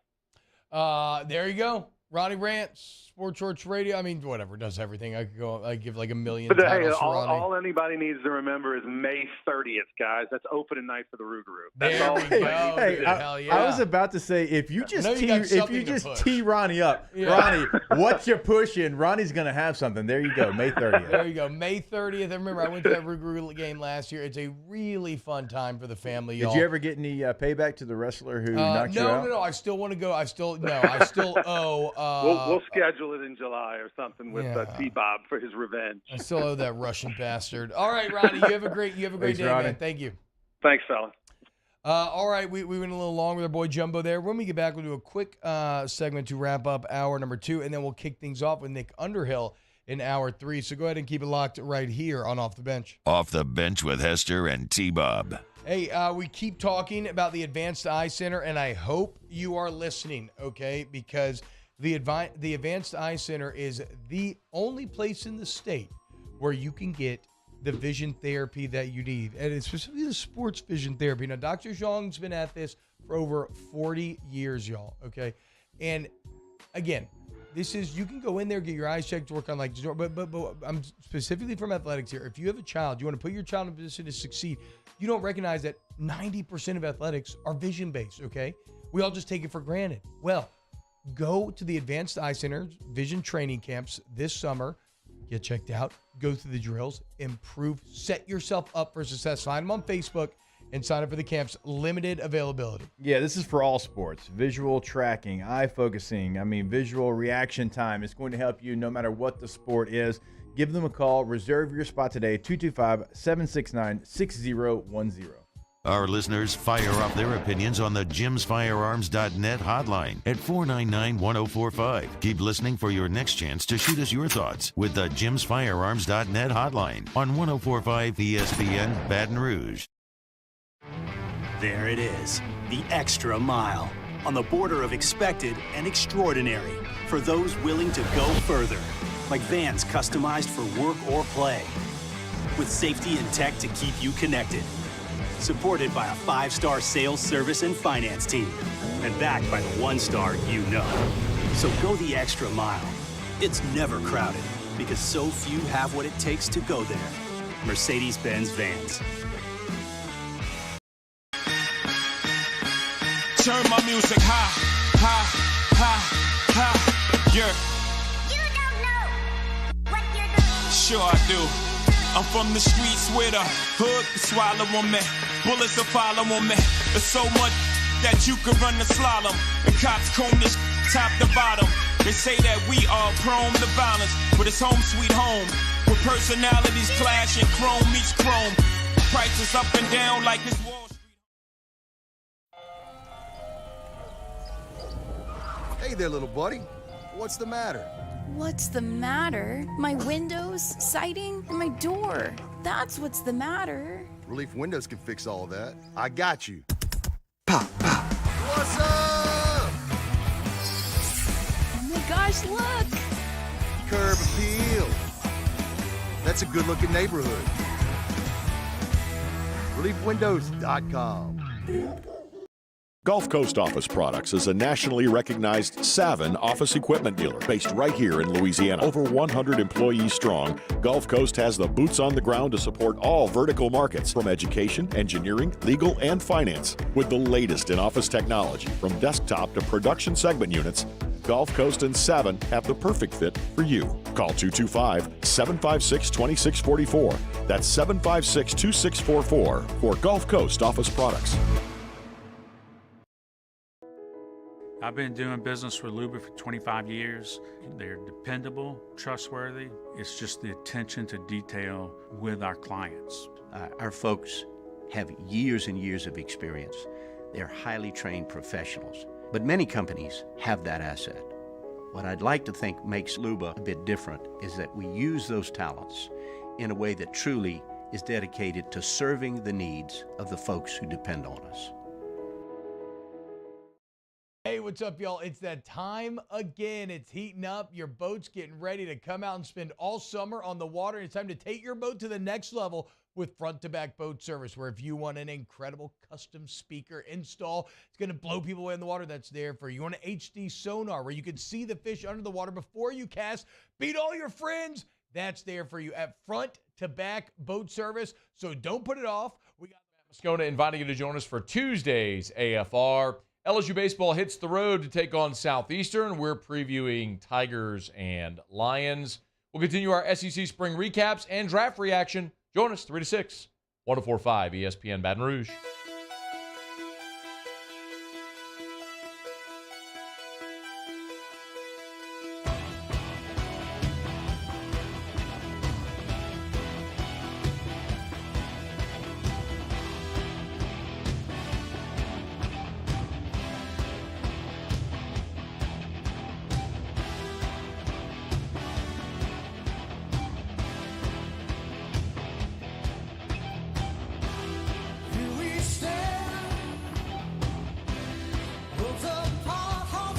All-Star Toyota presents Off the Bench with Hester and T-Bob. ESPN Baton Rouge, New Orleans, Alexandria, and 1130 The Tiger.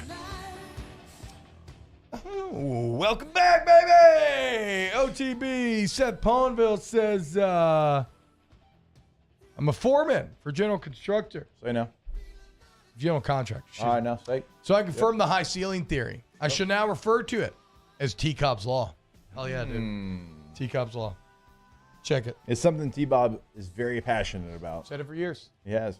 Said it for years. Oh, man. Yeah, it's been years since we've been doing this show together. And sure.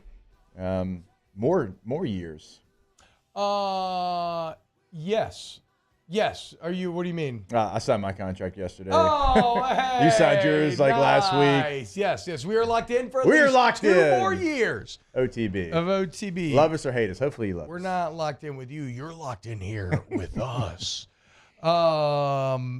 Speaking of being locked in, a few of those 2019 LSU Tigers are either going to play, going into a final year here, or is going to have a little contract security. No surprise here. Joe Burrow's 5th-year option picked up. Really? Justin Jefferson's 5th-year option picked up. Yeah. Imagine that.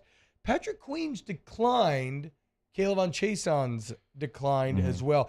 Queen's interesting here. I feel like he had such a hot start in Baltimore, and they were all in love with him, and then they've kind of cooled on him a bit in the last couple of years. Yeah, it was kind of like, man, this is a great value pick. And I don't think Patrick Queen has played bad by any means, but you're seeing a lot of teams like Chase Young, who was number 2 right behind Burrow. His has been declined. Oh, wow. So teams, I mean. Yeah, I guess you don't think about Chase Young very much. No, I mean, here's the only guys that have gotten theirs picked up. Burrow, Tua Tagovailoa, Justin Herbert, all quarterbacks, Derek Brown in Carolina, Willis Jr. there in Cleveland, Wirfs in Tampa Bay, Jerry Jeudy, surprise, CeeDee Lamb, Justin Jefferson, Brandon Ayuk was a surprise as well, but there's been a lot of guys, top 10 picks, that have had theirs decline. Cesar Ruiz had his decline. Yeah. And I thought he had been playing better. Yeah, he had, but I mean, after the Andrews Pete, probably. Hey, you know what? You know who we can ask about it? Nick Underhill next. Here on Off the Bench. Off the Bench with Hester and T-Bob. Bayou Ford has the new inventory to get you in a new Ford truck or SUV today, or customize your next vehicle just the way you want it. All new Bayou Ford vehicles come with a 1 million mile powertrain warranty. The crew at Bayou Ford is going to do right by you.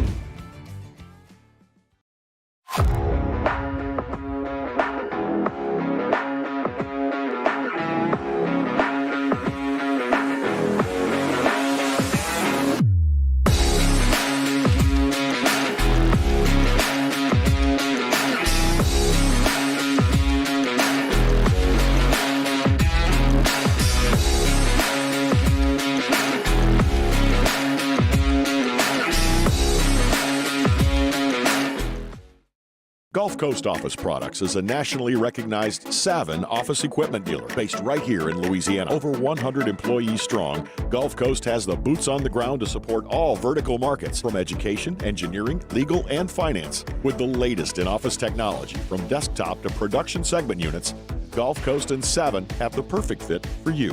Call 225-756-2644. That's 756-2644 for Gulf Coast Office Products.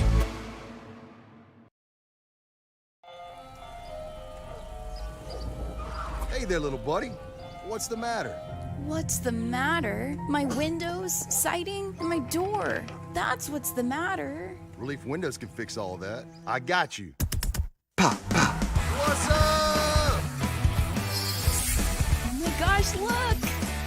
Curb appeal. That's a good-looking neighborhood. ReliefWindows.com. There it is, the extra mile, on the border of expected and extraordinary, for those willing to go further, like vans customized for work or play, with safety and tech to keep you connected, supported by a 5-star sales, service, and finance team, and backed by the 1-star you know. So go the extra mile. It's never crowded, because so few have what it takes to go there. Mercedes-Benz Vans. I've been doing business with Luba for 25 years. They're dependable, trustworthy. It's just the attention to detail with our clients. Our folks have years and years of experience. They're highly trained professionals. But many companies have that asset. What I'd like to think makes Luba a bit different is that we use those talents in a way that truly is dedicated to serving the needs of the folks who depend on us. Follow us on Twitter at 1045ESPN to cast your vote in the Citizens Bank and Trust poll of the day. Vote daily inside Off the Bench, anytime. Hunt Palmer. And after further review, Citizens Bank and Trust brings you the poll of the day via Twitter at 1045ESPN.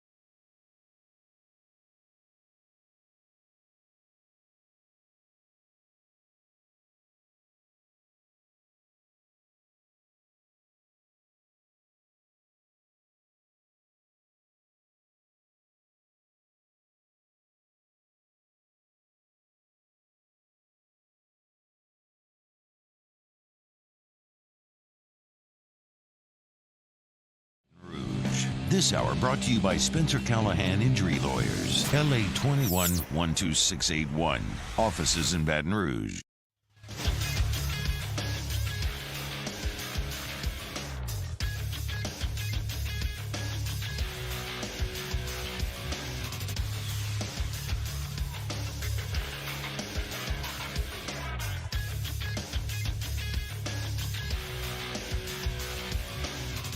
Good morning, everybody.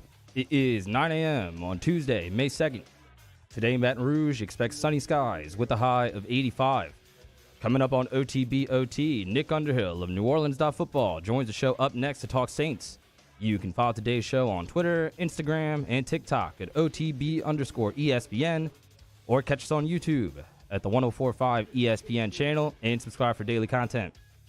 OTBOT, live from the Mercedes-Benz of Baton Rouge studio, starts now. Let we go! All-Star Toyota presents Off the Bench with Jacob Hester and T-Bob Hebert. Yeah. Off the Bench with Hester and T-Bob. Hey, they said I got to come off the bench. All-Star Toyota presents Off the Bench with Hester and T-Bob. Yo. Weekly New Orleans Saints updates with Nick Underhill on OTB are brought to you by former LSU Tiger and attorney Chris Perrette.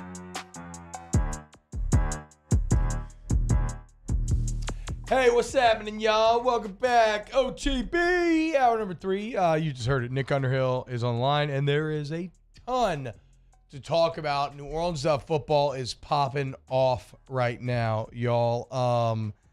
I mean, if you have any questions about the New Orleans Saints, go sign up for New Orleans Football. Here's a great Brian Breesy article by Nick Underhill. You got Mike Triplett with his Breesy take. Breesy, excuse me. You got Nick's obsessive, beautiful mind film breakdowns of multiple guys. You want to know about Isaiah Foskey. You want to know about Kendra Miller. You want to know about Jake Hayner and how he's been following Drew Brees since he was in first grade. It's all there for you at New Orleans Football. So worth it. Nick, what's going on, man? Thanks so much for joining us once again. How'd y'all make it through the the whirlwind grind that has been the last 5 days? Oh, I love it, man. It's just been so boring until the draft. To finally have some stuff to do and actual things to talk about, it's a relief. I kind of like what they got done. So I'm excited to talk about them today. Okay, so let's go here then, because the top headline on New Orleans Football right now is a sit down with you and Triplett, and it's takeaways. How the Saints became draft trendsetters. What's next in tight end, recent depth chart, and more. And these are all questions we'll probably get to individually. But draft trendsetters. What do you mean there? How did you think New Orleans set the tone in some way? Yeah, day 3, some of the stuff they did, the moves they made up, every time they made a move up, it kind of started a little bit of a run on those positions. And it started in the 4th round with Nick Saldiveri. They made the move up to get him. And then you saw a bunch of interior offensive linemen fly off the board right after that. And I checked with 2 other teams, scouts with 2 other teams. They said that Saldiveri was the top guy on their board at that position. So it was a necessary move to make. And then there was kind of a whirlwind behind it. Same thing happened with quarterback. In the other trade they made, there was a run on it right after that too. So they kind of had a good feel for how the board was going to fall on that last day and made all the right moves to get the guys that they wanted to get, instead of just kind of sitting back and letting the board dictate the players that they ended up with. So I thought it was wide receiver was the other one. I thought it was pretty interesting that it kind of played out that way. It just felt like they had a good feel for this draft. They kind of dictated the action where it made sense, and they didn't force too much where the cost was too high. So I think it was kind of the best of both worlds, that you got there sitting back early and then the aggression late when it was a little bit cheaper to be aggressive. No one's going to be surprised that I'm going to start with running back and the Saints selection at running back there in the 3rd round. Kendra Miller's somebody that I had the chance to cover in the Fiesta Bowl, and I would have loved to see what he could have done in that game if he doesn't get injured. Didn't play in the national championship game, but when you go back, you watch the totality of his film, I think he fits exactly what the Saints are trying to do offensively, because we talked about it through the year. They want to run between the tackles. That's not maybe what AK does best, but it is what Miller does best. I actually really love the pick. When you look at how he graded out last year, his production at TCU, he really pushes Zach Evans to go into the portal and go to Ole Miss. That was a former 5-star guy. So Kendra Miller is somebody I've been high on for a very long time. What did you think of that pick?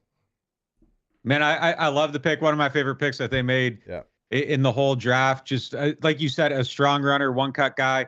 And he's faster than I think people would assume too. You watch him against Texas, and he's pulling off on their defensive backs. And Texas doesn't have bad athletes in their secondary. I mean, those guys can run, and he's separating from them. I mean, the one question with him, I think he had 29 catches in college. There isn't a lot of on-film production there, but the stuff he did is good. And the Saints think that in that small sample, they saw enough to believe that they can unleash something in that aspect of his game as well. I am absolutely fascinated by how all these guys are going to fit together. You have 3 players that are going to demand a lot of touches. You didn't sign Jamal Williams to sit back and watch. You didn't draft Kendrick Miller to sit back and watch. Alvin Kamara isn't there just to kind of to not be the lead guy in that group. So how it comes together, I don't know. And I'm kind of, I don't know. I'm fascinated to see how it goes. It has kind of shades of 2017 where it was like, man, there's one too many guys here and everybody doesn't fit. So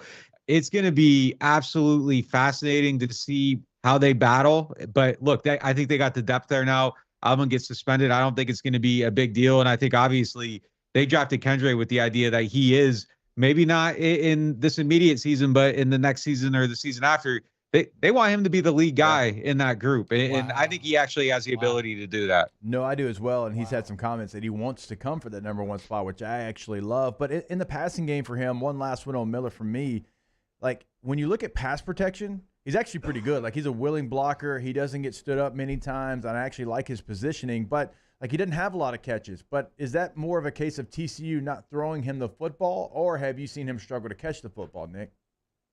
Yeah, I asked DA almost that same question word for word. And his take was that they just didn't use him there, but they think that he can be really good in that aspect of it. And he said, look, I know it's a small sample, but if you go back and watch like all the plays, everything you want to see is there. So you just kind of got to extrapolate it and expand upon it and make it just more. So we'll see how that kind of goes with him. You said you didn't like the comment about coming for the number 1 spot. I kind of like it. No.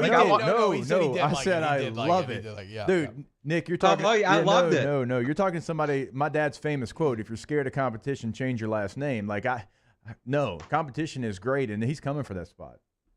Yeah, that's how you want to come in, and I think it's good. I think it's good for that group.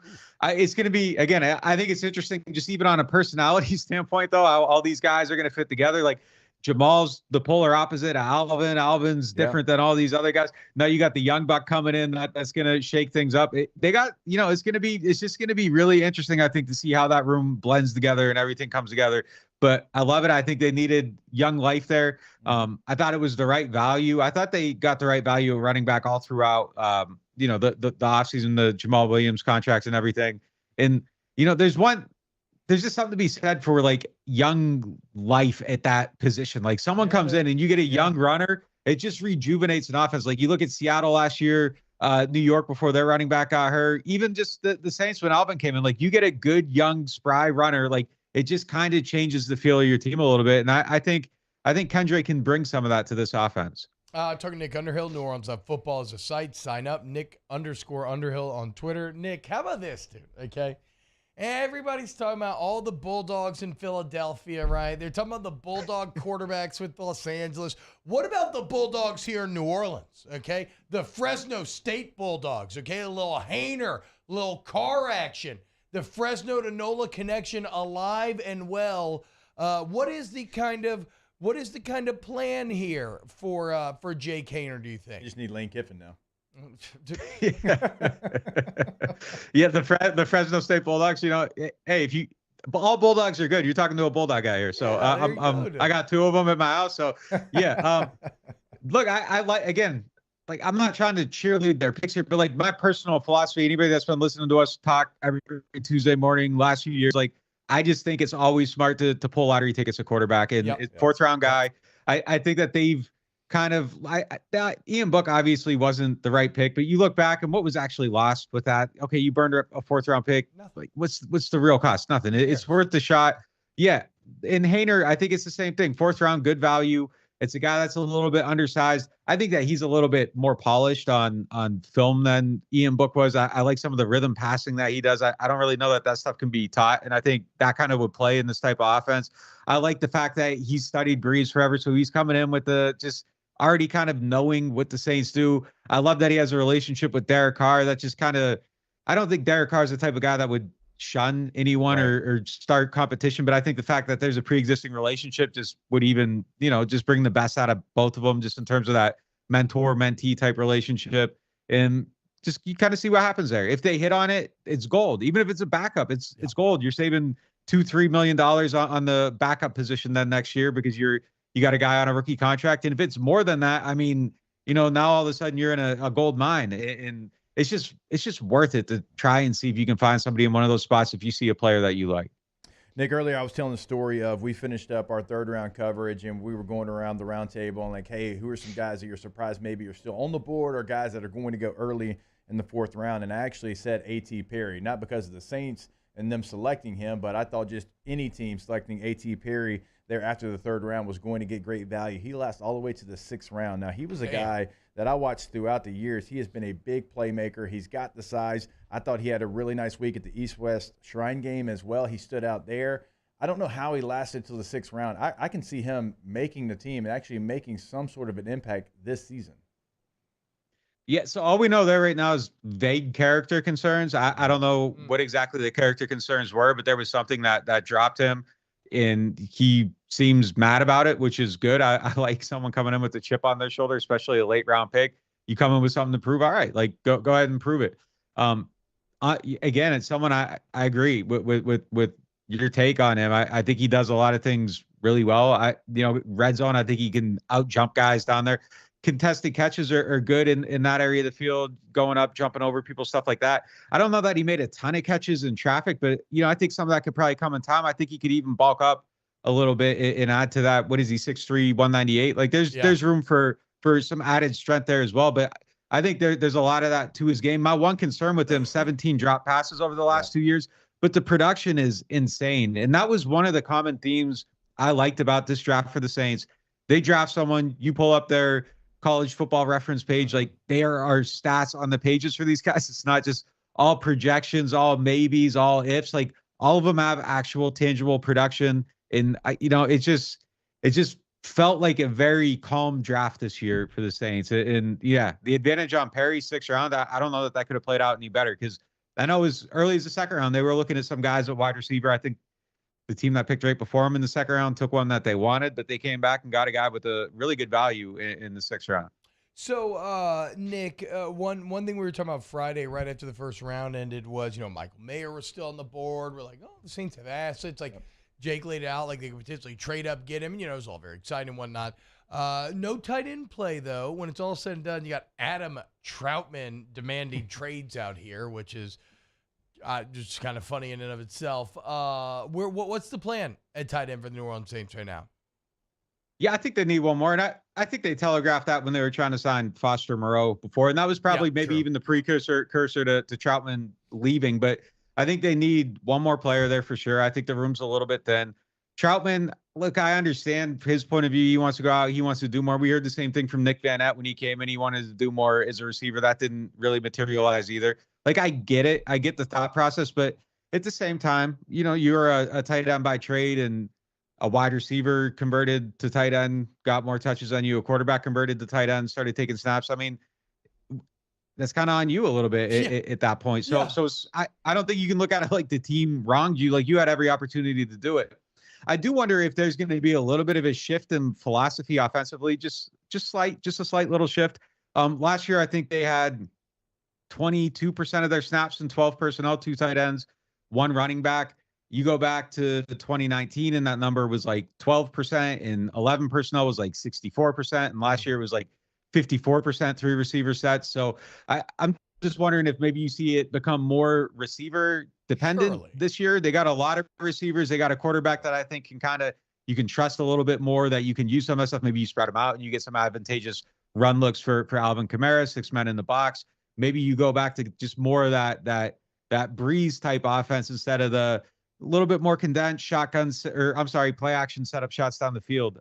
So I think maybe we just see as just a slight tilt, but I still think you need one more tight end. There's a couple vets out there. Moreau could still maybe be in the mix is someone that you sign, and if he gets healthy, he plays. But I do think they need to go out and get one more veteran player. I mean, they almost have to, because when you look at your first two tight ends, certainly they're going to be more Fs than Y. I don't really know who the Y would be at this point. I mean, you got other tight ends on your roster that maybe fill that role, but it feels like you need someone different than you currently have, because you have two Fs, and you can be very creative with those two, but I don't really know who would the Y tight end be if you didn't add someone.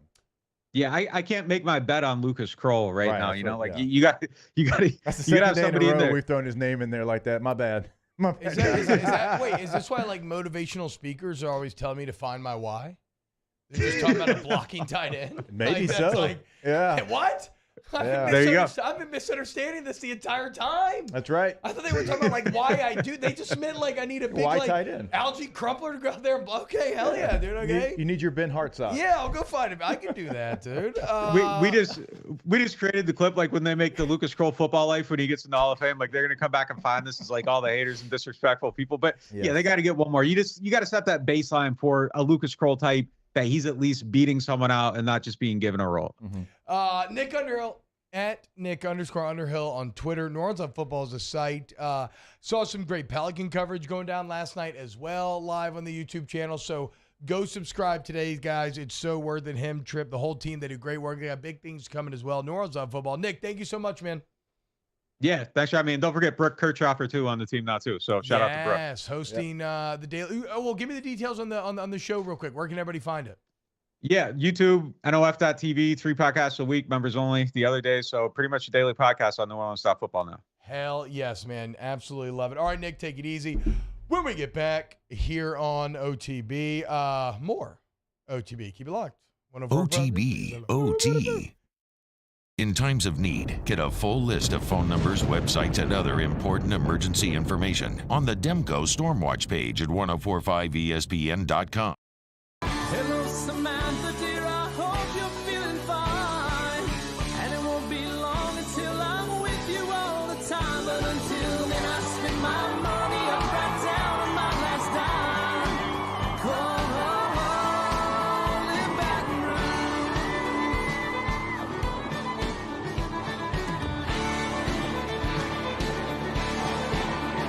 I'm ready, what you put me on through. Gotta send my love down to Hey, what's up, y'all? It's that time again. It's heating up. Your boat's getting ready to come out and spend all summer on the water. It's time to take your boat to the next level with front-to-back boat service, where if you want an incredible custom speaker install, it's going to blow people away in the water, that's there for you. You want an HD sonar where you can see the fish under the water before you cast, beat all your friends, that's there for you at front-to-back boat service. So don't put it off. We got the parts in right now. Get them now before they go back on back order. Front-to-back boat service. There it is, the extra mile, on the border of expected and extraordinary, for those willing to go further, like vans customized for work or play, with safety and tech to keep you connected, supported by a 5-star sales, service, and finance team, and backed by the 1-star you know. So go the extra mile. It's never crowded, because so few have what it takes to go there. Mercedes-Benz Vans.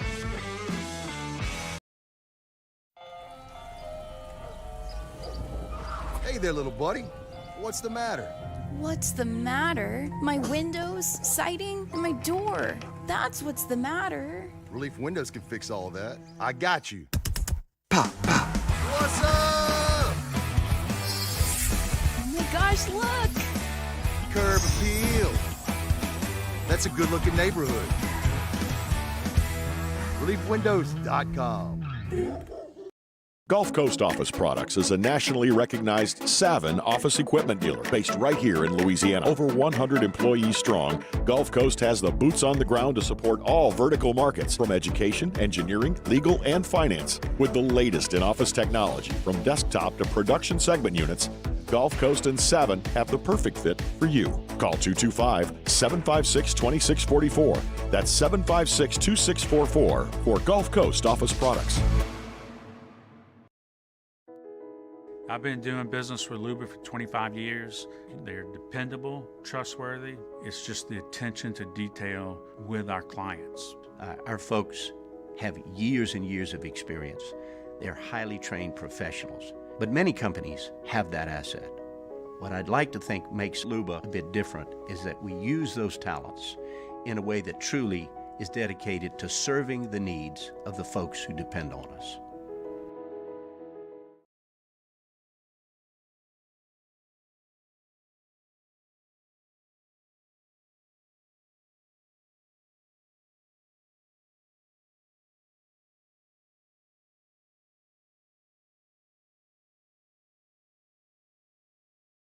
Degrees, and rare barrel-aged whiskeys are served just the way you want them. It's bigger game days and bolder fight nights. I mean, where else can you find a scratch kitchen that always comes in clutch? Every day, from lunch to late night.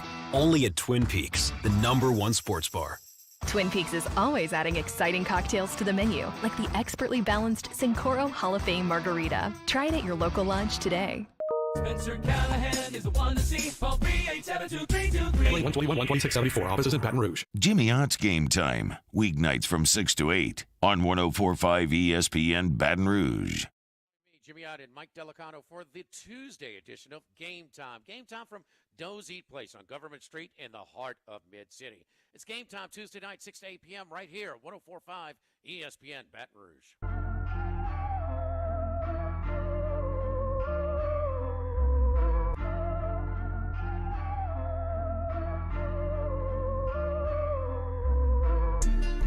Congratulations to this year's Dreams Come True raffle winners. The winner of the trip for two to the CMA Music Festival in Nashville is Carolyn Taylor. The winner of the LSU autograph merch patch from Justin Jefferson and Jamar Chase is Andrew McNichol. The winner of the LSU autograph merch patch signed Aaron and Austin Nola mini bat ball and picture is Hobie Niederhofer. The winner of the concert ticket package is Granton Miller. And the winner of the CMA Award signed guitar is Cindy Rue. Shout out to all of our Dreams Come True raffle winners for 2023. OTB OT with Hester and T-Bob on 104.5 ESPN Baton Rouge and 94.7 ESPN Alexandria. You know, Jake, not to brag. But let me brag. But here in a little bit, I may be a part of a Guinness Book of World Records. Oh, yeah, that's right. Now, I invited you to be part of it. You were busy. You kids at baseball. But last night, I went out to Baker at the Greenwood Community Park. More on that in a minute. To play a little pickleball. My guy, David Hofstetter, hit me up about a week ago. Asked if I wanted to play. He's telling me this cool story. There's this guy, Dean Matt, which, first of all, very funny name, right? Matt Dean sounds like what it should be, but it's actually Dean Matt. It's the cat. I don't know. He was in like tech early on, apparently. He helped run some medicinal cannabis company that sold for like a ton of money. He's also known as the pickleball pilot. They also call him Mucho Dean Arrow. Get it? Because Mucho Dinero, but his name's Dean and he's a pilot. Right? Well, he is attempting to play 48 pickleball games in 48 states in 26 days. So my man is waking up, flying to a new spot, playing pickleball, flying at lunch to a new spot, playing pickleball, rinse and repeat. 26 days, 48 states, 48 pickleball games, and your boy got to be a part of pickleball game number one. And that was number one? Yeah. Oh, wow. We're here at the beginning of the journey. That's pretty cool. Yeah. So Dean's partner had to bail, so he has partners joining him throughout, but Dean is still on it. It was so much fun. Lost both games 11-6. David's a beast. I am not. It was only my second game I ever played, so I had to kind of try to learn quickly. But a couple of things. First off, pickleball is pretty damn cool. I get it. Also, people are obsessed with pickleball. It felt a bit like it was like I know that cult is a pejorative, and so I'm not saying it's a cult. Pejorative? What I am saying is it was very much like there were a ton of people there, and it was very much, you had so much fun playing pickleball, didn't you? You loved wearing those your shorts. wife can get into pickleball, can't you? Hey, go back to that picture of me and that woman, though, because she's incredible. Really, the entire Greenwood community part is actually the highlight here. Like, what Dean is doing is awesome. Guinness Book of World Record, 40, that's all really cool. But my eyes were opened because this park that we were at right now, which as you can tell from the picture, maybe you can tell a little bit, very nice. Yeah. All brand new. The story behind how it got here is amazing, where and you probably heard of pickleball like picking up the last couple of years because it wasn't that big a couple of years ago. Now it's literally I think, like the fastest growing sport in the world or something. Well, that Greenwood Community Park in Baker, those tennis courts were dilapidated.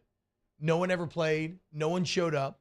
They're about to get bulldozed, and during COVID, everything shuts down. All of a sudden, all the pickleball players, like, cockroaches, when the light comes on, they were forced outside. There was nowhere to go. They couldn't play pickleball anymore inside. What'd they start doing? They started sneaking onto these dilapidated tennis courts, and they were drawing their own pickleball lines, and they basically started like instead of like Fast and Furious, like an illegal street racing club, they had like an illegal pickleball club. Well, next thing you know, more and more people start showing up, and then all of a sudden there's so many people using it. One of the local members of the government was like, okay, I can get y'all some money, get some $70,000. They completely redoed everything. A ton of pickleball courts. Jake, there were like 100 people playing pickleball there last night. All ages, all backgrounds, incredibly diverse. Everybody had a good. I was amazed. It's such a nice community success story where you had this local public resource, this park that was being completely ignored, and yet now has fostered this just amazing community of people who just love hanging out with one another, play pickleball. I mean, David's pickleball great. David does a pickle podcast every day for 365 days a year. He's trying to do a pickle cast a day. Okay, a pickle cast. Yeah, a pickle Why cast is it called a day. pickleball? Do we know? I got no idea. Okay. I got no idea. I will say this, how they described it, and I played a couple times, and I knew it was fun, but it was really, really fun playing with some guys who are actually good and knew a little bit of strategy. How they described it, it's kind of like playing ping pong, but where you're standing on the table. And I feel that that's actually pretty accurate. And Jake, if you're like me, I've never played a lot of tennis lately, and I think tennis is actually really fun as well. Right. But, my knees sometimes don't feel the best after tennis. Pickleball's easy. You go back to that picture of me and Miss Pat. Hey, Taylor, go back to the picture of me and Miss Pat, because this is a legend as well. Miss Pat's finally the one who got me to stop screwing up with a couple of mnemonic devices, serve and stay, return and run, whatever. But this woman right here, Jake, 83 years old, still coaching pickleball, was a retired PE coach. She's been coaching pickleball, bringing pickleball to Louisiana since the 70s. 50 years in the pickleball game for Miss Pat, and still awesome, still in great shape, still beloved in the community. So shout out Baker, shout out Greenwood Community Park, shout out David, everybody. It's just really cool to see the community that has developed there. And we had so much fun last night. Thank y'all so much for having me. Yeah, that's great. I'm down for anything like that gets renovated like that, something that looked like it was going to just go away or just sit there and just be nothing, or maybe bulldoze and something else, but whatever. I can fully get behind something being renovated like that and to bring it back, something that was once great, now it's back again. And pickleball is everywhere. Like, I'll be honest with you, like, I never played it growing up. I never heard of pickleball until like the last couple of years, and now there's a professional league. I mean, Drew Brees, I know, is involved in it. Larry Fitzgerald is also heavily involved in it. I can see it because it does have a little bit of like, once you get the bug, you want to keep doing it, right? It's got a lower, I think it's much easier to pick up than something like tennis. Mm-hmm. Though, again, I maybe shouldn't be wading in these waters because I feel like there's a latent antagonism between tennis players and pickleball players. Oh, really? Like when I mentioned that I've been playing tennis a lot, I was kind of getting some like, well, okay, but like, okay, that's whatever. Like, that's fine. But what about pickleball? And then when I've mentioned pickleball at the tennis club, I'm always kind of like, yeah, that's cute, But like, come on, what about tennis? Yeah. But it's easier to pick up, I would say. It's less intense on your body, but still being a good workout. I mean, I think I've burned like 700 calories in an hour or something of playing. That's pretty good. Yeah, it's pretty damn good. Actually, it's I'm really a bigger good. guy, so I always burn a little more. Look, you're going to have to teach me the ways because You'd love it. I don't know, like country club sports are just not something that I've ever, like golf and tennis, and I guess pickleball maybe would be kind of in that category because, look, where I grew up, not a lot of country clubs hanging around, but I am down to try some pickleball. That sounds like a lot of fun. I do enjoy ping pong. As you know, we have a table at the house. So I find that more than tennis, the ping pong skill set actually translates to pickleball. Yeah, look, and you and I are literally the same. Yes, exactly. We have the same skill set. Exactly. And so I think you would. I think you would really like it. I really like it. I'm gonna play both now. Imagine that, playing both. But again, shout out everybody for having me out last night, man. That was just a really. Again, what I really took away from it was just what a great story about a random community popping up out of nowhere and just creating this. And I'm telling you, the age range. I mean, there was this young couple that were just like ripped, and they're playing like this old woman who's incredible, but then paired with this other younger dude. And these four were just on like a different level. And then there's like an older group of friends over here playing a little bit more of a chill game. And it was just all ages, all races, all everything, all united over pickleball. Very cool stuff, man. Very cool stuff. Well, OTB pickleball could be pretty fun. I think one day for sure. Create a team. Travel around, win tournaments. Yeah. Or at least compete in them. Yeah. Maybe not win. Yeah. I'm not going to lie. Sneaky nervous. Probably about 50 people watching when we started the match. It's like when you're at a golf, barely ever done. Golf tournament, people are watching. Like, I wouldn't do that. No, sneaky nervous, but I acquitted myself okay, I think. I got better as the game went on, too, which is like, except for some serves, there's nothing worse than screwing up a serve in pickleball. When you said, like, Nancy. When you said, like, a team, my mom and mother-in-law's name is Nancy. I find that very offensive. Sorry, I'm calling myself Nancy, and which I guess is why you find it offensive. And my mom listens to the show every day. I'm sorry, Miss Nancy. When you said Team OTB Pickleball, you know who talks a lot about like being athletic and playing sports, but I've never seen them do something in an athletic arena? Who's that? Mario. Oh, okay. I want to see Mario play some pickleball. Let's see on the some pickle court. pickup basketball, something, because I've heard the stories. The famous one got a sack against NFLer Will Clapp in practice at Brother Martin. Mario, I need to see it. We need to find Mario and get him on a pickleball court somehow, some way. Let's hoop. I wanted to run 2-on-2s for the longest time when Danny was here. Taylor could take his place, I suppose. I want to see Danny and Mario 101. I want to see Mario hoop. I think Danny's probably awful at basketball. I don't think Danny's. I don't see Danny being athletic and you know, I don't anything outside of rugby. I can see big rugby guy. Rugby feels like, yeah, for sure. More strength than finesse, for sure. Yeah. Yes, exactly. Look, I'm not a hooper either, so I'm not hating on Danny. I mean, I'd be better at rugby than basketball as well. I love basketball. I played a lot of basketball. I'm not very athletic, but I like to think I'm a decent, passer, shooter, defender. Definitely hold my own when I play pickup. Got to be able to shoot. Daniel Basham, Mario's burger-filled arteries are begging for no physical activity. Mario actually tries to do things like workouts so he can continue to eat like trash. Which is not a bad, if you're working out enough, it's not a bad motivation. I know a lot of people who do that. My old man used to be like that. He's like, look, I work out super, super hard because I want to eat whatever I want at the end of the day. My guy David texted me, pickleball is named after the inventor's dog. Shout out. So whoever invented just loved their dog so much, and now their dog's been immortalized forever. I guess it's like Raising Cane's or something, man. After pickling, do you wind down with some cornhole afterwards? That could be okay. I'm not the biggest cornhole guy, to be honest. Cornhole's great, chilling. Cornhole's great when you play it. But yeah, I just felt real 318 when I was like, oh yeah, cornhole. Well, it's like, look, I don't, I've watched some of the pro cornhole stuff on TV. It's all right. I would watch pro pickleball. I would legitimately watch pro pickleball for sure. Greg says, Mario, this is why you need to become a cyclist. You ready, Mario? Strap on the spandex, aerodynamic helmet. I was about to say. Go riding down River Road. Yeah. Let's do it. I will accept the Peloton if someone gives it to me. No. We're talking about inside. We're talking about rubber-on cement. You're out there on River Road on the levee. I'm down. Hell yeah. Ryan Brack, I would pack an ice chest to watch OTB play pickleball 2v2. Maybe do like some sort of charity fundraiser or something. That could be fun. All right. Well, I know where we could go if we needed to, because there's a beautiful setup in Baker, right there by the zoo.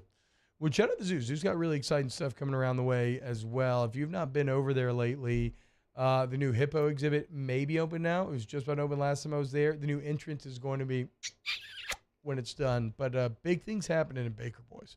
All right, when we get back, more OTB. Keep it locked. OTB, OT. Go to Riverlands Insurance. Call up Thomas and Megan. Email today, 225-206-1517. 225-206-1517. Thomas is the absolute best. He's going to save you money, okay, while getting you the coverage that you need. Just put it to the test. Give him a couple pieces of information. He does the shopping for you. You reap the benefits. We get testimonials daily from people who pick up the phone and call, and they're like, thank you. I have saved hundreds. I've even saved thousands of dollars a year. Yeah, I mean, we actually get them pretty often, and you can give that number a call because Thomas is going to answer. We tell you that every day because it's just facts. Like, he is going to answer. He's going to help you right then, right there. That's why we give you the cell phone. It's not an office number, right? No matter what time of the day it is, he is going to pick up. He's going to walk you through the process. We have been with him at lunch, and we have seen it firsthand. So go ahead, write this number down, 225-206-1517, 225-206-1517.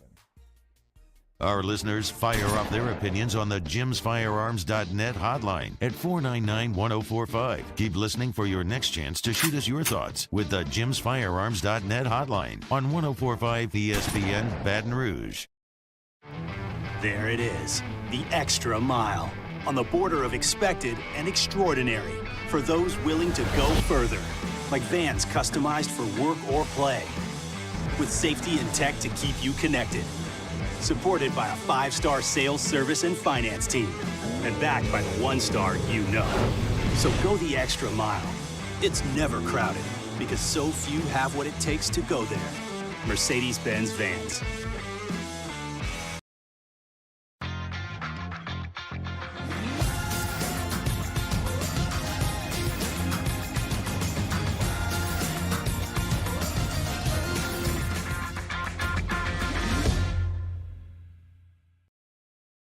All right, let's say ah. Where'd my spotlight go? Super weird, but we can take care of it. Get in and get better at Patient Plus.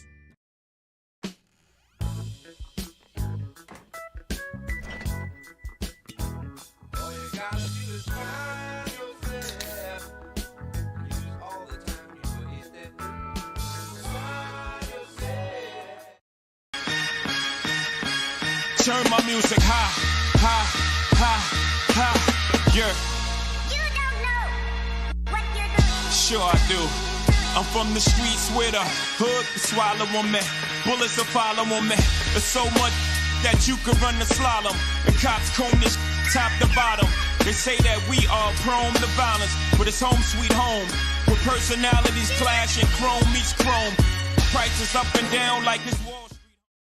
Hey, what's up, y'all? It's that time again. It's heating up. Your boat's getting ready to come out and spend all summer on the water. It's time to take your boat to the next level with front-to-back boat service, where if you want an incredible custom speaker install, it's going to blow people away in the water, that's there for you. You want an HD sonar where you can see the fish under the water before you cast, beat all your friends, that's there for you at front-to-back boat service. So don't put it off. We got the parts in right now. Get them now before they go back on back order. Front-to-back boat service.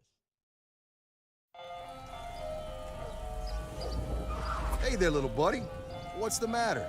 What's the matter? My windows, siding, and my door.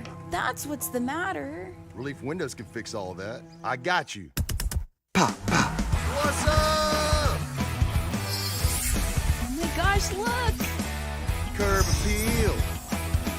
That's a good-looking neighborhood. ReliefWindows.com. Gulf Coast Office Products is a nationally recognized Savin office equipment dealer based right here in Louisiana. Over 100 employees strong. Gulf Coast. Join us for the Tuesday edition of Handy Time. Dwayne Colucci with us from the South Point Rampart in Las Vegas. The NBA and NHL into the second round of the playoffs. Handy Time, noon weekdays, 104.5 ESPN Baton Rouge.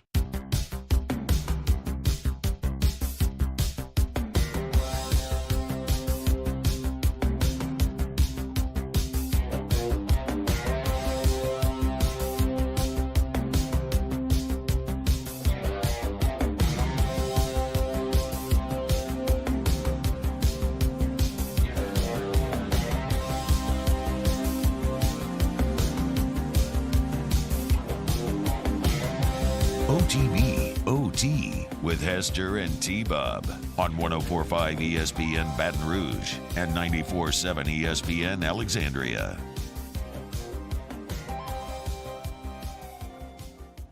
Damn. Ryan Brack says there was a pickleball game with Agassi and Roddick versus McEnroe and Chang, and Agassi and Roddick won 3-1, winning $1 million. Couldn't be me. I'm about the love of the game. Okay. I am. So, like, as soon as I saw that comment, I was like, oh my gosh. I remember the Andre Agassi shoes, and they were fantastic. Really? Oh, yeah. I'll show you. Like, were they that, tennis shoes specifically? I've been meaning to get some tennis. I'm playing in these Blazers, and it's not bad because they're kind of flat, and it, like, makes my feet feel connected to the ground for something like the Hokas, where you feel like, cutting direction Hoka is just a way to snap an ankle. But no, I need some good tennis shoes. I don't really know. I don't wear shoes for the function. I wear shoes for style. I'm bad about that. I run in like the old school Nike Freeze. Okay. Love them. Like they weigh nothing. Yeah, that's probably not bad. There's not a ton of like ankle support or anything, but I don't really need a whole lot of that. And they're light. And yeah, my feet after I tore both plantar fasciitis, like I've got to do something a little bit different as far as like my running shoe. When are you gonna break down and just get you a pair of orthopedics, bro? I'm not. Why? Just not me, I mean, look, I am hard-headed about a lot of things, and that is certainly one of them. It's toxic masculinity. You're worried about being emasculated by orthopedic shoes? No, it's just I have a style, and I don't like them. No, not for style, for function. Yeah, right. But if they're ugly, I don't really care about the function. Okay, but like a lot of people are starting to wear some of these shoes like their style. Oh, so yeah, for sure. I'm in the minority. But I'm saying if you found a cool style, you can find one, I'm sure. And your bag. You've been dealing with back problems a little bit. We're all getting older. Like, my knees freaking hurt all the time. Like, I don't know, man. All I'm saying is the orthopedic life ain't bad. Can I say this? And this, I'm taking a shot at you, and I really don't mean to. It's a hell of a setup, but yes, you can take it. Can I say this? My first introduction into Hokas were the ones that you have that are very odd colors. They're very ugly. They're just undeniably ugly. I'm not saying, but I bought them from a pure, pragmatic, functional standpoint. But I don't want to just shout out Hokas. That's why I said orthopedics, right? Because there's plenty of companies out there that make a great orthopedic running shoe. Okay, it just so feels gosh, good. I'm about to make a lot of people mad because I don't know this company. What are the shoes that literally every person over the age of 32 in Baton Rouge wears? BC? They have like BC on them, I think. It's like every single I've seen people with Brooks running shoes. Maybe that's what it is. I don't know. It's like the same shoe.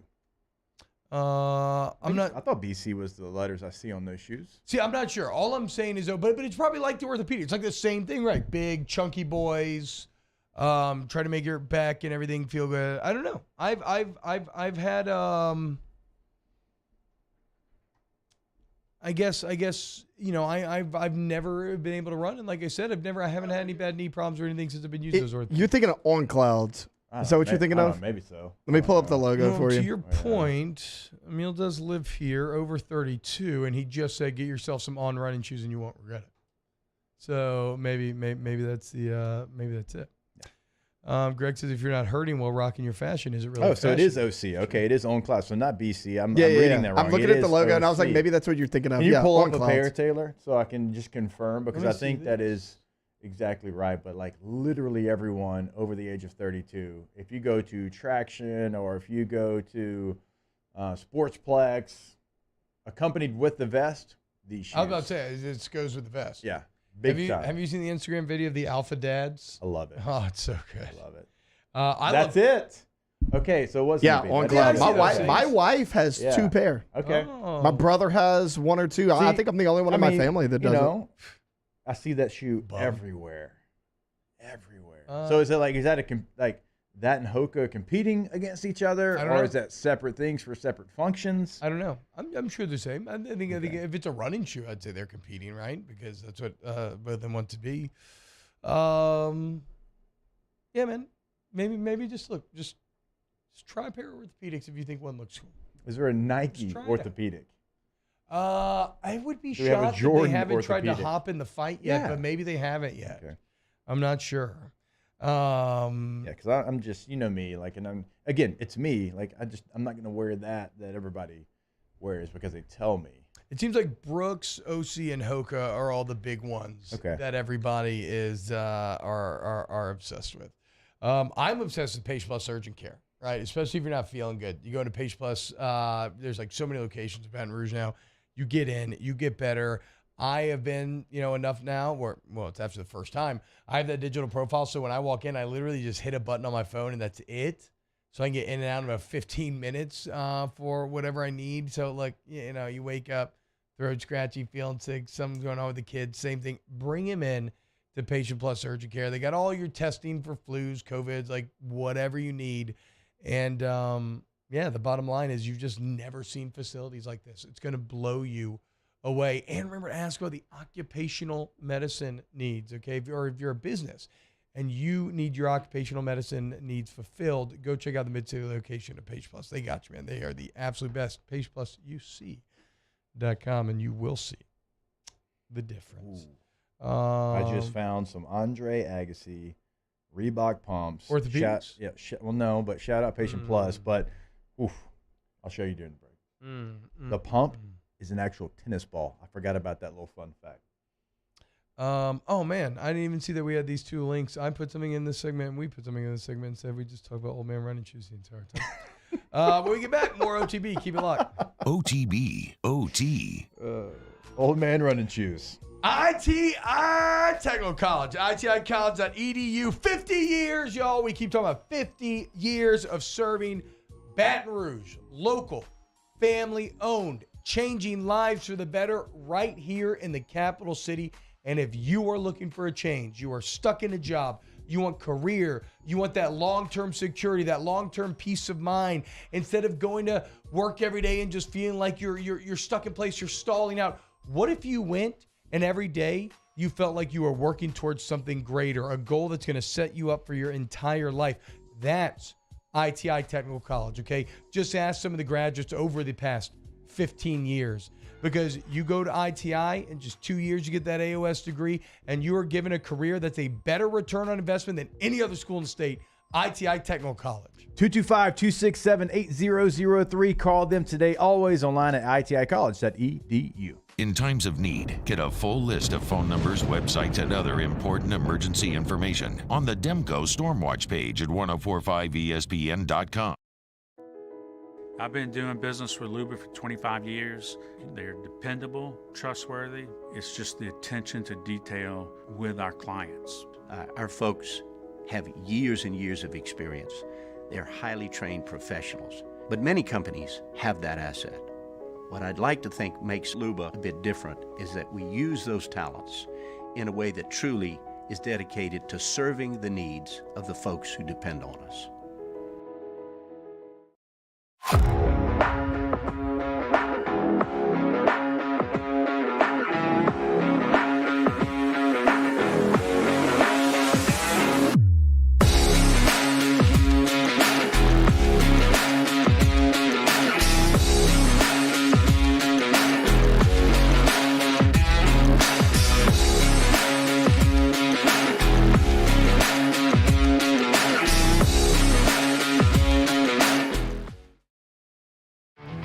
There it is, the extra mile, on the border of expected and extraordinary for those willing to go further, like vans customized for work or play, with safety and tech to keep you connected, supported by a 5-star sales, service, and finance team, and backed by the 1-star you know. So go the extra mile. It's never crowded, because so few have what it takes to go there. Mercedes-Benz Vans.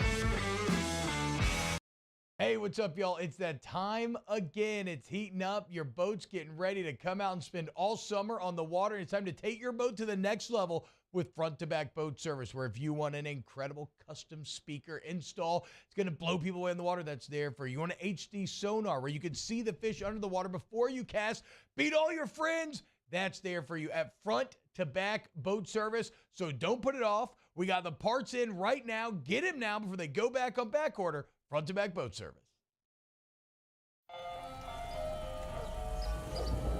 Hey there, little buddy. What's the matter? What's the matter? My windows, siding, and my door. That's what's the matter. Relief Windows can fix all of that. I got you. Pop, pop. What's up? Oh my gosh, look! Curb appeal. That's a good-looking neighborhood. ReliefWindows.com. Gulf Coast Office Products is a nationally recognized Savin office equipment dealer based right here in Louisiana. Over 100 employees strong, Gulf Coast has the boots on the ground to support all vertical markets from education, engineering, legal, and finance. With the latest in office technology from desktop to production segment units, Gulf Coast and Savin have the perfect fit for you. Call 225-756-2644. That's 7. Join me for a Tuesday edition of the Hunt Palmer Show. Glenn West talking to the Tigers as they head to Hammond to take on Southeastern.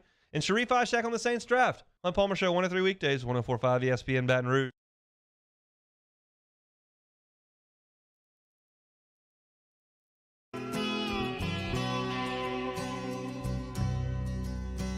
The legend lives on from the Chippewa on down of the big lake they call Gitchagumi.